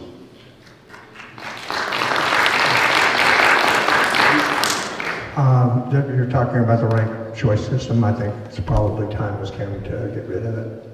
And so I think that's probably what's going to happen. I think the group that promoted it before is going to put it back on the ballot again. Now, whether it'll pass or not, I don't know. But after 2 years, the legislature can take it off the books. Okay, the other item is, what about pushing to get the state to hand count all ballots? Thank you. And that's for both of you. Thanks. I think a hand count, we used to do hand counts. I remember as a kid watching election, Walter Cronkite and Huntley Brinkley, and watching election night, we got to stay up late to watch election night. And they counted by hand. How do they do that? Why can't we do that these days? Why do we have to rely on computers? I do know that the borough clerk was concerned that it was going to take a lot of people, but you know, the biggest precinct in my district is Big Lake, and I think they had 3,000 voters.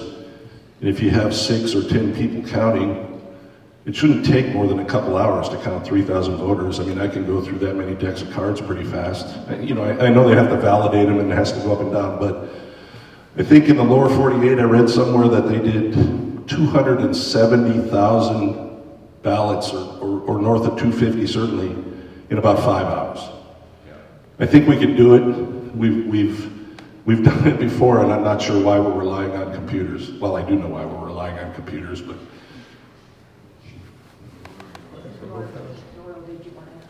I think I actually said, listen to what the people say, all right, and they want paper ballots, and we do have paper ballots.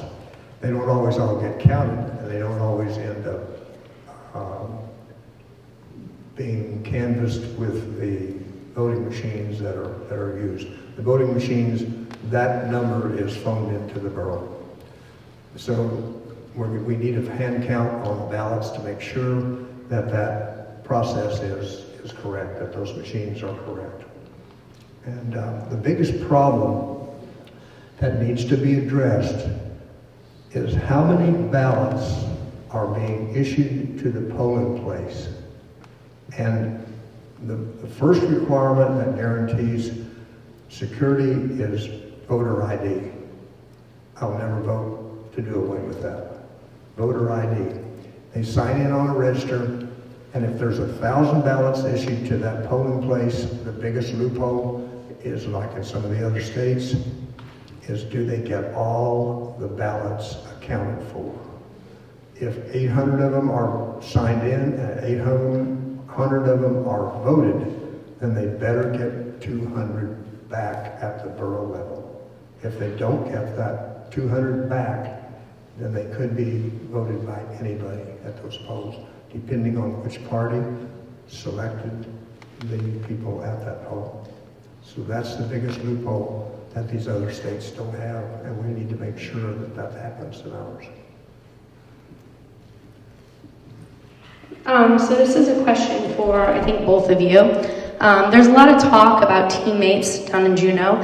I can't really find any spot in the Constitution where it says that our legislators have to have teammates or even belong to a specific party. I did find a spot in the Constitution, Article 1, Section 2 of our state constitution. It says that government originates from the people. And we have a concerning trend that's happened not only at the state levels across the nation, but also at the federal level, where we see where fellow legislators don't like a certain person that the people elected into office. We saw it with like Margie Taylor Greene at the national level. We've seen it with Representative Eastman at the state level. Can you explain to me how legislators have a constitutional authority to go above the will of the people to kick their fellow Republicans or their fellow teammates or whoever's part of their party off of caucuses and committees.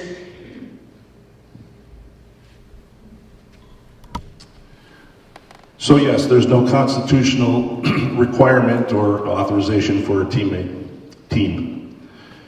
Remember, it takes 21, 11, and 1. So it takes 21 people to pass a bill out of the House. That's why we have a majority, minority. It takes 21 people in the majority to get a committee chair, to get control of the committees. Committee chairs have all kinds of power whether or not your bill gets heard. In fact, I have maybe a half a dozen bills that I never even put in because I was afraid that they wouldn't get heard in committee, and why would I want to transmit my strategy from the minority that I might want to bring forth next year when I get to the majority. So no, I didn't put those in. My point is you have to have a team. You have to have a team of people that understand your goals, that you can convince to vote with you. So if I put in my gold and silver bill, I have to get my team on board first. I have to get 19 minority members on board first, because without their support, I might as well hang it up, unless maybe I can convince some Democrats to go along with me. So you must have a team. There has to be a team. As far as kicking somebody off the team, that's a matter of their choice, essentially. If they don't want to be a teammate, if they don't want to follow the team, if they don't want to show up in caucus, if they don't want to present their amendments and work with the team, then that's their choice. What if they're representing their will of their own people in their district? So then you have the authority to kick them off of a caucus because they're not part of your team? No. I'm just asking. Answer, and then you can do a follow-up. Okay. Okay, thank you.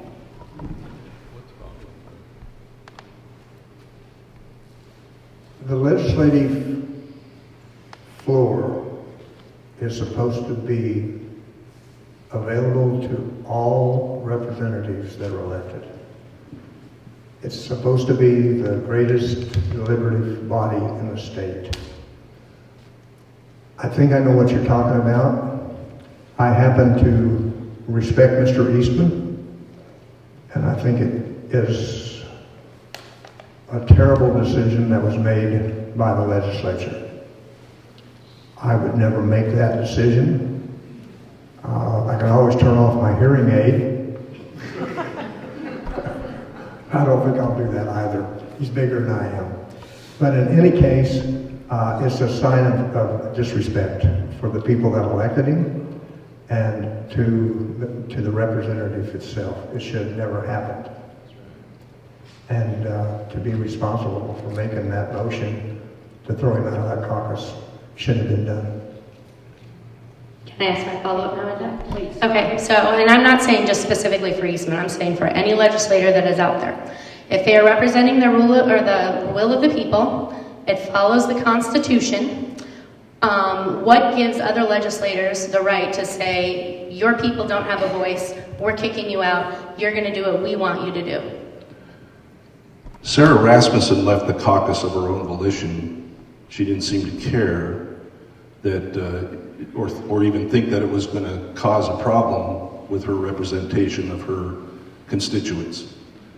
So the caucus, which is what we're calling the team, when you join that caucus, you agree to follow a few simple rules. It's not a binding caucus by any means, but you agree to be part of the team. You agree to help, you agree to listen to other folks, you agree to present your amendments to us that are going to have to vote with them before we see them on the floor. There are many things that you agree with to be part of that team. It's no different than a football team. You have a certain number of plays, you have a coach. If you can't follow what you agreed to do, then it's sort of up to you to leave. We can't vote in caucus. We cannot vote. Nobody voted for David to leave. We didn't vote.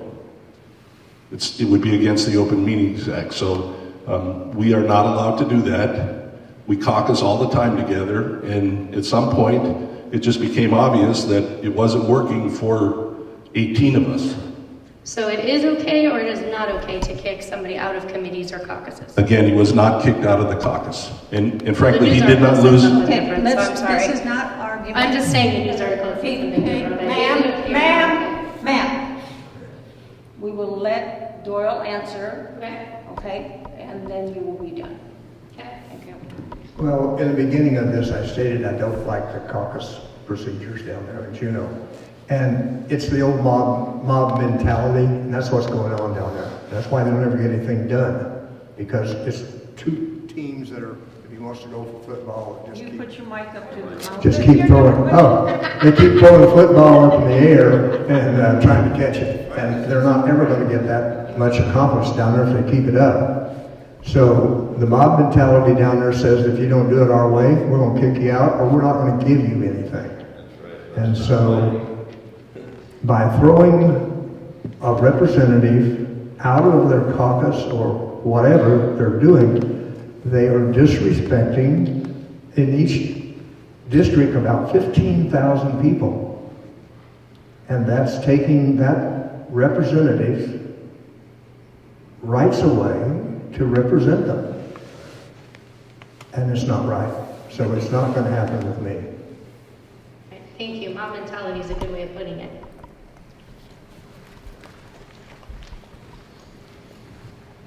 Hi, I can't help but want to make a joke. At what point did you stop beating Lynn? No, I'm just joking. Is that the Minnesota multiphasic test there?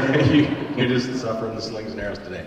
No, my question is unrelated to any of this, although I will say, I would like to know where you stand specifically on, and I don't think voter ID is the biggest problem. I think mail-in balloting is the big problem, this universal mail-in balloting, where they print X number of ballots, a quantity you cannot get from anybody, and then they get mailed out to, our 107% bloated voter rolls, and lo and behold, now, like the movie Idiocracy, we stand in front of a computer screen and everybody rubs their hands together and we watch them push the button that says, tabulate! And that's who wins. And it's asinine, in my opinion. So my question is, where do you stand on mail-in balloting, number one? And my second question is, where do you stand on the language of the Blaine Amendment in our Constitution, specifically?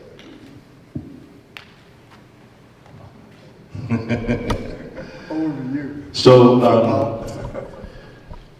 I am not in favor of mail-in voting, hence the one person, one vote on one day, and I probably should have said in person. If it were up to me, I think Iran or Iraq, wherever we tried to install a democracy, you had a purple ink pot and you went and voted and you dipped your thumb in the ink pot, and if you tried to go vote again and you had a purple thumb, you were in trouble, right?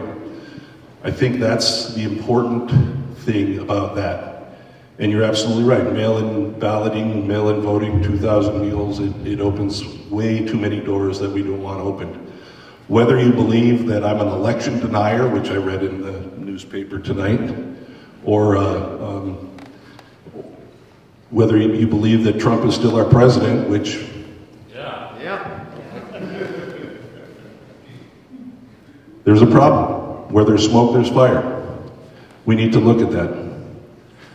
The Blaine Amendment, you're going to have to refresh my memory. The Blaine Amendment was adopted to address the proliferation of Catholic schools, and it was originally posted in 1875, but basically it says that no public funds shall be used for any private or religious tuition whatsoever. It's just a very blanket, one little sentence, and yeah. So you're talking about Espinoza versus Montana or Wyoming or one of those in their school board somewhere. And that's the Espinoza decision for those of you that don't know. And that, frankly, the Alaska Constitution flies in the face of that. I mentioned earlier that there were 6 bills that I had that I didn't file, that I had crafted. Espinoza is one of them. So we need to bring our statutes into alignment with that Supreme Court decision. And it allows for funding for non-secular, I believe, schools. I can't recall right now how it's exactly written, but it allows for the funding to follow the student. It's a first step down the road I think we need to go down, which is backpack funding. Funding should follow the student, and that's a free market thing if you think about it. If the funding follows the student, then if the parents don't like the way the school is teaching, they can remove their student from that school. Free market. Now all of a sudden the school needs to step up and actually teach the way the parents want, or their kids will be gone. So I'm a believer in Espinosa, frankly. It's a good start. I think I know what you're talking about, and I don't have a problem with the money going. I'm in favor of more private schools. I mean, charter schools away from the actual public school process. And as I stated before, we need to get control of our schools back to the public, rather than to hoping of how many union members we've got out there, but under control of the school unions. And that's the only way that the legislature is ever going to win. And I learned that lesson in Delaware on the Assembly. You take their money away, and they will change. Sometimes it takes a long time to do it.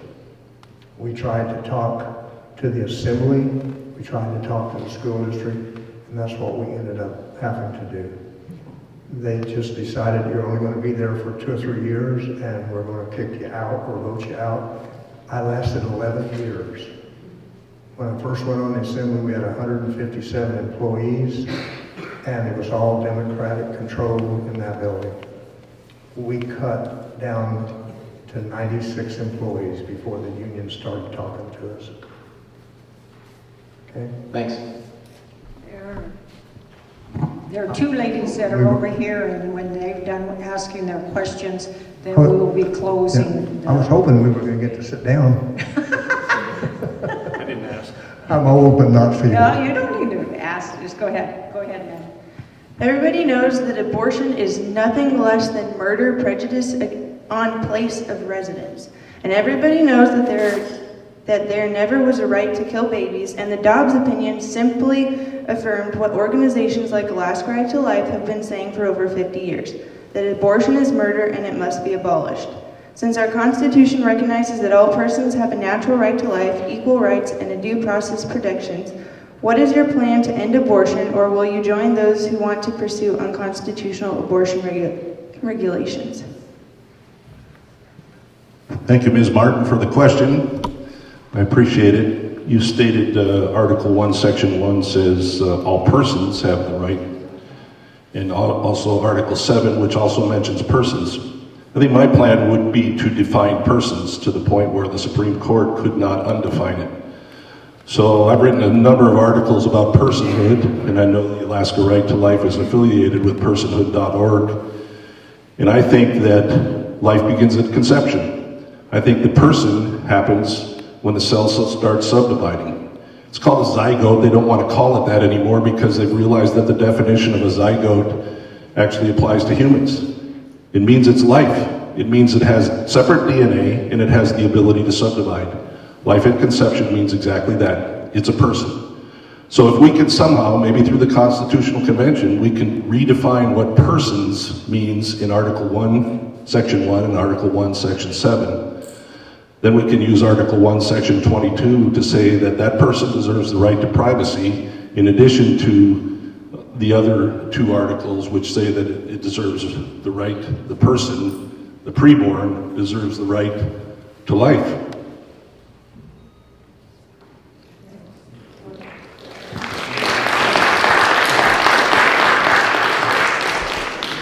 I've publicly stated that I'm opposed to abortion, and I'll do anything that I can to stop it. Okay? One of the biggest problems is the government funding abortion, and that would be one of the items that I would do my best to stop.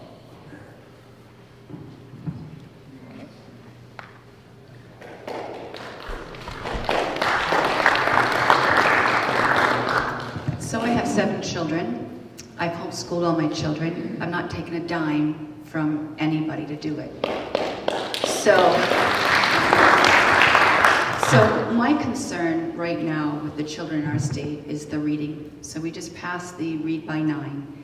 And my question is, how does the state plan to do that? I've taught hundreds of kids to read, and I'm not sure that do we have a plan how we're going to teach kids to read by 9? What are we going to use curriculum-wise? I hope with all my heart that the state is not doing anything like that. Of all the people on the planet that I could think of not to do that, the state of Alaska is at the top of the list. We need teachers to do it. We need teachers to implement it. And certainly it will be implemented wrongly, and we need to pay attention to it. We need to make sure that the teachers are doing what the teachers are supposed to be doing. We have some world-class teachers up here. When I moved up here in 1981 in the Coast Guard, the school that my son went to in Kodiak was the elementary school that was right outside the base. I think he was in second grade, having problems. The teacher came to us and said, you know, your son's problem is he's bored. He was your firstborn child, isn't he? And I said, yes. She said, you taught him to read, didn't you? Yes, almost before he could walk. She said, he is so far above the class right now that he's having problems, and she put him in this thing called Extended Learning, ELP program. That kind of teacher is the kind of teacher that we need.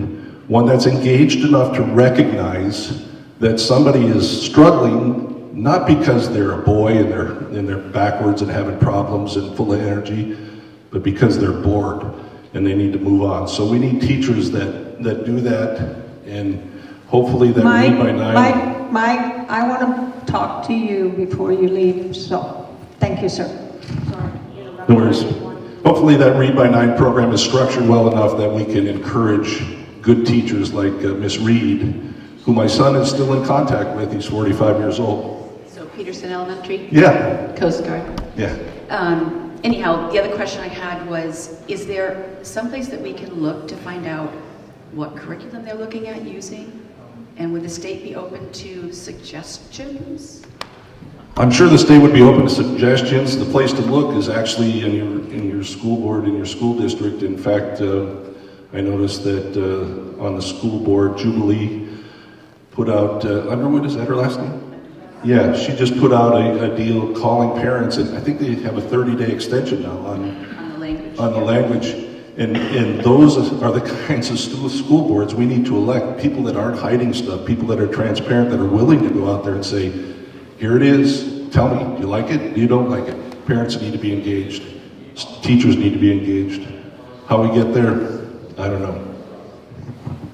Doyle, go ahead now. Yeah, if I understand, people have to realize that no children are going to be the same. And they have to come up with a system to identify the children that need help. When I used to be an instructor in the Navy, and we had, similar to what he's talking about with the case of Coast Guard, we had a program that evaluated the students each week. And if they were having trouble and they were identified as falling short of the standards, then they had to go to night school, which is probably drastic for the type of children we have here. And then they, in some cases, they were actually set back a week so that they had to repeat that. But each child is going to have to be evaluated and with the understanding that they're not the same. And the school district here has a program. My wife and I fixed Toyo stoves, and I was putting one of the stoves in this lady's house over the last couple of days. And she is a special needs teacher at Houston High School. And all of the, I don't know what you would call those children, okay, but anyway, the ones that are the problem children, that's her job, is to make sure that they get the attention that they need. When I was on the assembly, I was responsible for getting the funding for the alternative school here in Wasilla, Rochelle. Every time that I'm in a meeting with that man, he makes sure that he recognizes me for getting that accomplished. So that's the kind of things that need to be done. Okay, well, I was going to shut it off, but since you're the only one up there, I'll let you go ahead. Go ahead, and then we'll stop the questioning because we'll have 5 minutes left. Go ahead. Thank you. I know someone who, at the age of 8, her father began violently raping her. I know someone who at the age of 8 years old, her father began years of violently raping her in her bed at night. And it was discovered, the abuse that was going on, because she became pregnant at the age of 11 by her father's work. And so how would you handle a moral dilemma like that with the abortion issue? What kind of legislation would you make for people who have suffered like that may not want to bring to fruition that particular combination of DNA? You're first. Okay, this issue is going to be debated until there's some kind of a decision made at the ballot box. And that is going to be my job, to make sure that it's debated in public, that all of the legislators are on record as to how they feel and what their solutions are going to be.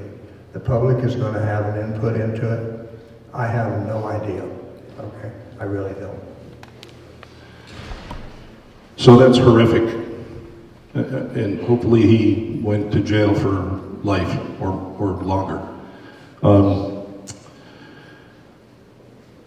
Bottom line is that's a very small percentage of pregnancies. Very small percentage of pregnancies. Do we need to take care of it? Absolutely. I still don't believe, in fact, I think the number of people who said, this happened to my mom, she either had me adopted, she activated the safe haven thing and dropped me off at a police station or fire station or hospital, or somehow, and here I am alive and a productive member of society. I think the number of people that have that story to tell is probably virtually equal to the number of people, women, horrific as it is, young girls who have the other story to tell. So I don't think just saying, well, she's 11 years old, we're going to abort the baby. That's not the right approach. I'm sorry, but I can't get on board with aborting a baby simply because it was conceived in some sort of manner that we can't wrap our arms around. And do there need to be programs? Absolutely. That's why there's the Safe Haven Act. That's why the churches have a number of programs. That's why there's an adoption program, as expensive as it is. Crisis Pregnancy Center. My mom was a volunteer at the Crisis Pregnancy Center as long as I could remember. A day, 2 days a week. It's now called the Community Pregnancy Center, I think. But she brought me up to believe this. And in fact, Pat Martin made me understand early in my last campaign that I wasn't doing enough as far as donating to Right to Life groups and talking about it and that sort of thing. And we need to do more. And we absolutely need to do more about resolving those kinds of issues, finding a path for life, not for death. So before I have them do their final wrap-up, is Mike out in the lobby? I asked him not to leave. I wanted to talk to him. See, he's not there.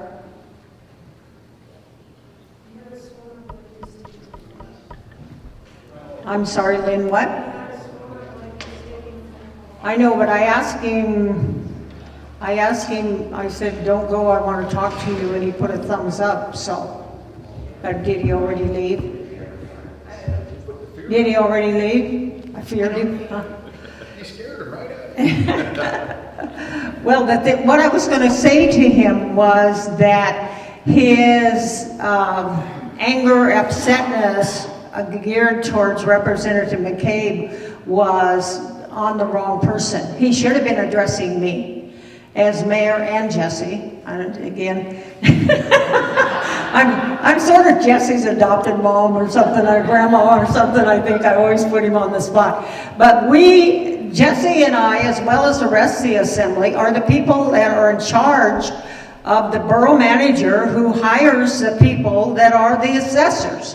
And if those assessors are not doing their job and I don't know, I think there is a state law regarding how often property is supposed to be assessed, and then the taxes levied on that part. So I was going to tell Mike that he could yell at me as much as he wants, because I apparently am not doing my job regarding overseeing. Yeah, it's my fault. So that's what I wanted to say to him, as well as to the rest of you, that be sure that when you get upset at somebody, you be sure that you're upset at the right person, okay? So I know a number of you know Mike, and Mike and I have been down many trails together, stood on the sidewalk waving signs together over many years. So I would appreciate it if all of you or any of you would pass that along to him. And I know what I'm going to do tomorrow is I am going to have a discussion with the borough manager after I look up the code to see how often we are to assess property, and we will be sure that that is being practiced evenly. I happen to live inside the city of Palmer, so because I'm close to the borough, I know my property is evaluated. Jesse's shaking his head, yes. I know my property is being evaluated and changed every year, but the fact is, it is our responsibility. You have elected us just a little bit less than a year ago, and if we're falling down on the job, then you come to see me, and we will take care of it. So I just wanted to say that, and I wanted to say it before they got done with their ending comments, because I knew you guys are all going to be leaving then, so I wanted to be sure that everybody heard it. So anyway, now we'll go ahead and have wrap up, and if you don't mind going first, since I think Doyle went first before. Thank you. So thanks everybody for coming. I appreciate the opportunity to clear the air. Maybe I made some of you mad. Maybe I explained some things. Was a fire hose going down there.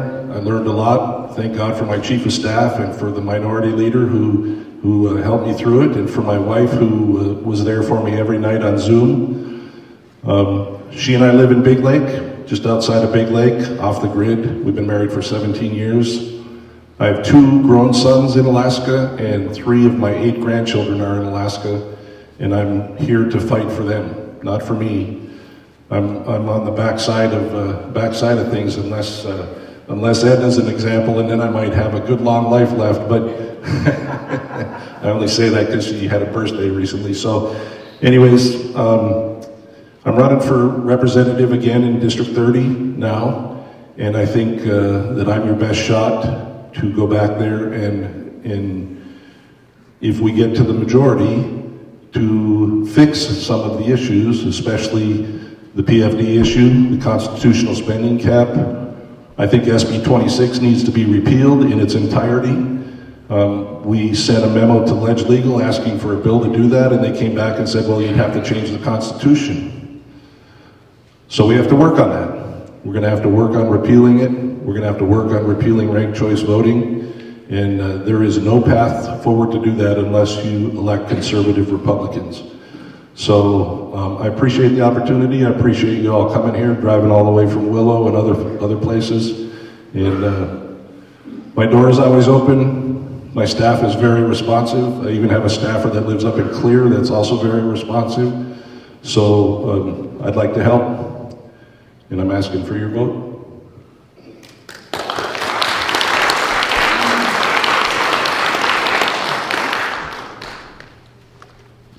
Okay, I was hoping to get an answer, a little bit closer answer as to why you don't like this man, Mr. Eastman. I didn't get that answer tonight, but I would have liked to have had an answer as to why you don't like him.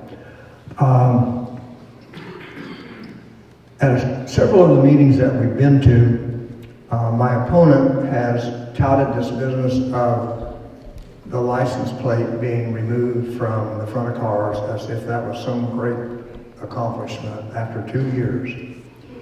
And I just can't believe that that's a major thing in life. There's so many other issues that faces us as citizens in this state. Schools, PFD, infrastructure, mental illness, homeless people. Those are the items that I would hope to get a solution to, and so that you would be proud of me when I return home to give you a report.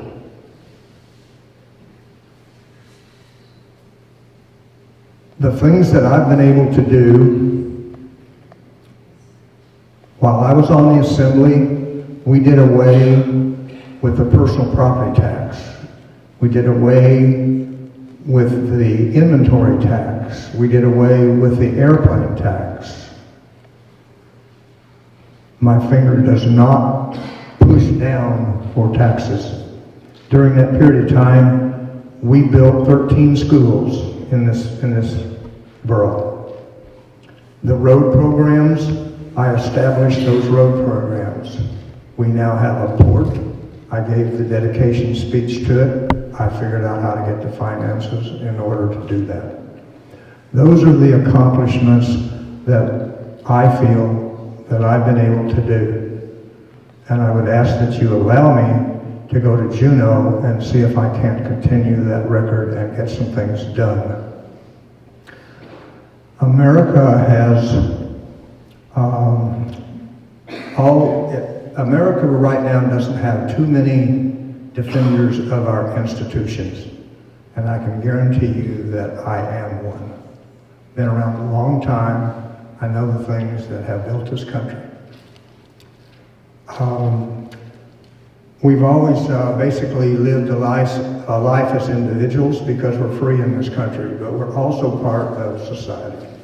Society has always asked some people to step up and make this country better. I don't think that if you examine my record, I don't think you'll find too many people that can beat my service to the people of this state and to the borough. So thank you.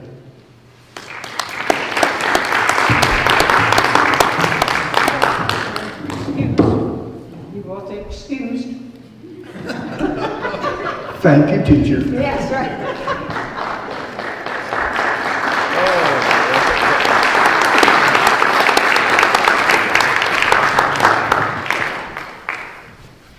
All right. Thought maybe you want to come up and defend yourself or something. Pardon? I already talked to the manager about the assessor thing. Did you? Okay, good. All right. See? Aren't you glad you voted for him last year? Give him a round of applause. Okay. David, do you have an announcement? Tomorrow night, as Ed mentioned, the borough and the school board are having a meeting. There's going to be an opportunity for public testimony. I know those of us who care about things like election integrity are going to be there to take advantage of that. I encourage you all to show up to it. Nothing permanently has been changed as far as election integrity. They temporarily put in a hand count, but that goes away after the election. We want to fix it permanently. Thanks. Yes, yes. Okay, At the borough building, right? Yeah, it is at the Borough Building at 6 o'clock. So, yeah, Richard? Yeah, I would like to also give kind of update on the election integrity thing. So we, of course, the goal is to get rid of all the voting machines in the MatSu borough for all elections. Well, you know, there's kind of like state laws and all kinds of things that just want us to do it for the MatSu borough. But we also have a resolution that has a hand count for the elections after the machines. And there's also a question in that, the way you read it, you can read it for all elections or you can read it just for the MatSu borough elections. So I just want to be honest with you all that I believe the public in general believes you know, that's what we're going for and that's what we'll get. But I want to be honest. It's very possible I'll end up putting my vote in a machine again on November 8th for the state and national elections. I believe it can be done. I have Clayton Trotter helping me and different people helping me figure out a way how it can get done, how you can get rid of the what I call unconstitutional laws, or even if it comes from the Constitution that the legislature has control. The legislature gave us a machine, and the clerk has control of this all. God help us. We gotta get rid of our vote. Can't go in this machine on November 8th. But to be honest, it's a rough road, to get that. Yeah, you're right. All of the votes are going to go in the machines. But regarding all elections, you have to realize that the Borough Assembly only has authority in the borough and the items that we have authority over.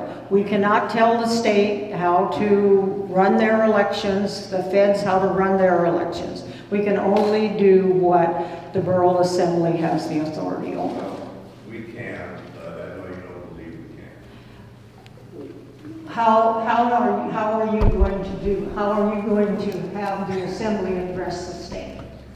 How are you going to have that done? Well, we have, number one, we the people are the boss. The Assembly is the boss of the clerk, okay? Right? And we are a local borough in the state of Alaska. Right. I believe we have the constitutional right to not have a machine count our votes in the MatSu borough. Even if there's state laws and there's this and that. So you want to go against what state law is? Yeah, okay. Exactly. Anything that will go take ahead away. And go that way, sir. Well, and I'll send you some cake in the pit jail. Fine. I don't mind. I'm willing to go to jail. I'm willing to go to jail. You know what I mean? It's not that, You but have to it's respect so important law, to me. Richard. So important to me that our vote does not go on the machine again, ever. And to save the republic, that's what we got to do. But one man's opinion. Lloyd? In relation to continuing on with this, I really appreciate those members of the Assembly that understood the severity of being able to have the vote in the precinct.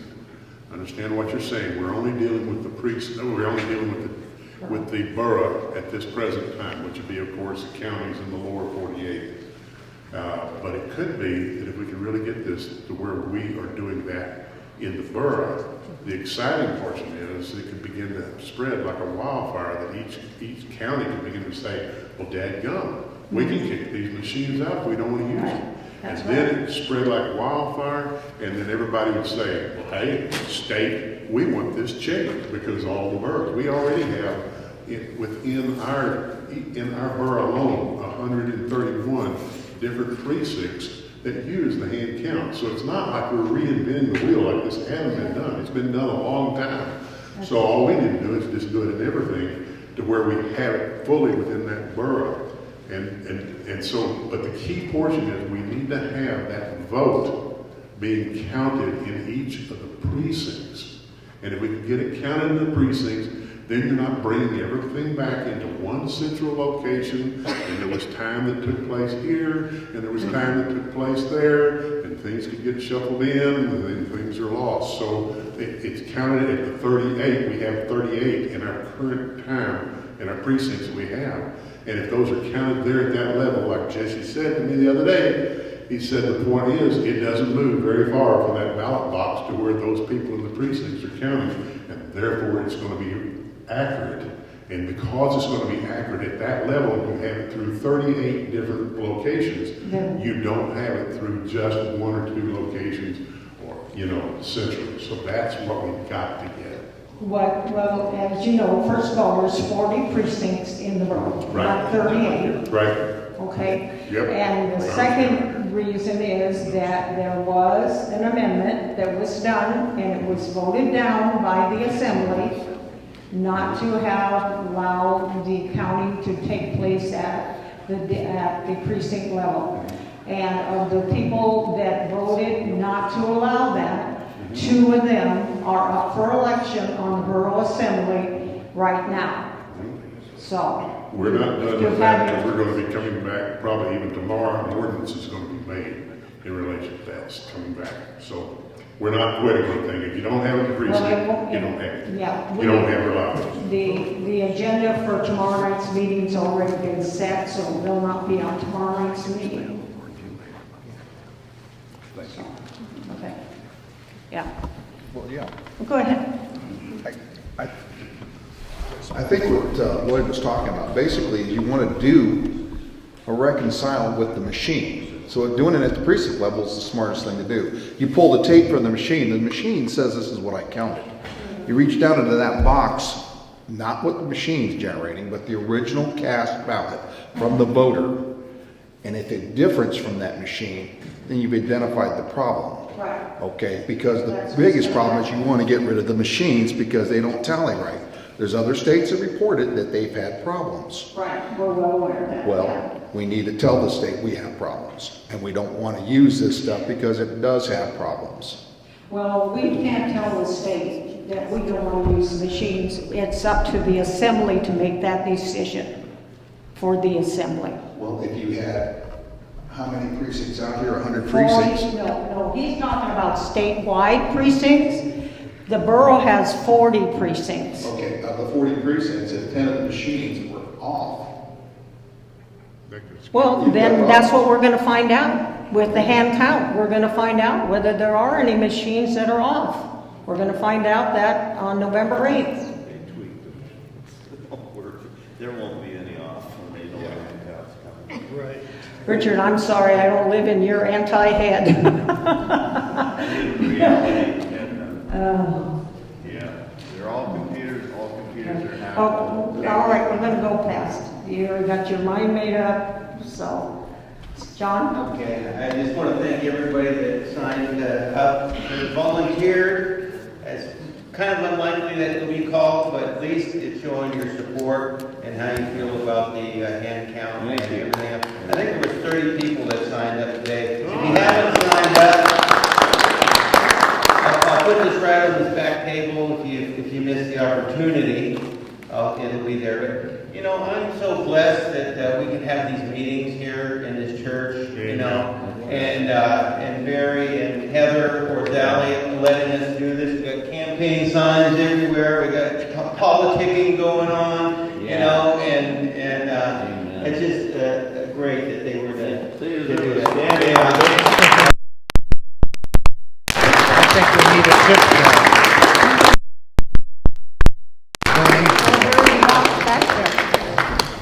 Somebody just asked me, said, do we need a tip jar? I said, there is a box for the church back there, and so if you want to donate anything. So if you'll stand, I'll do a closing prayer.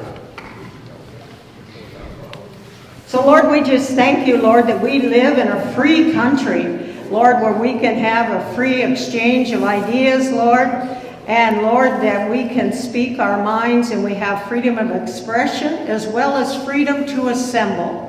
And in many countries we could not do this, many states, many cities.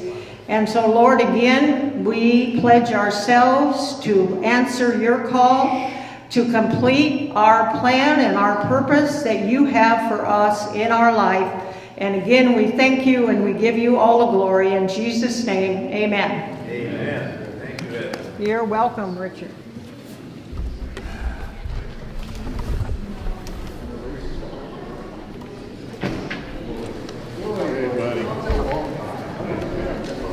So you already talked to them? Yeah, there's a while back. I believe it was on his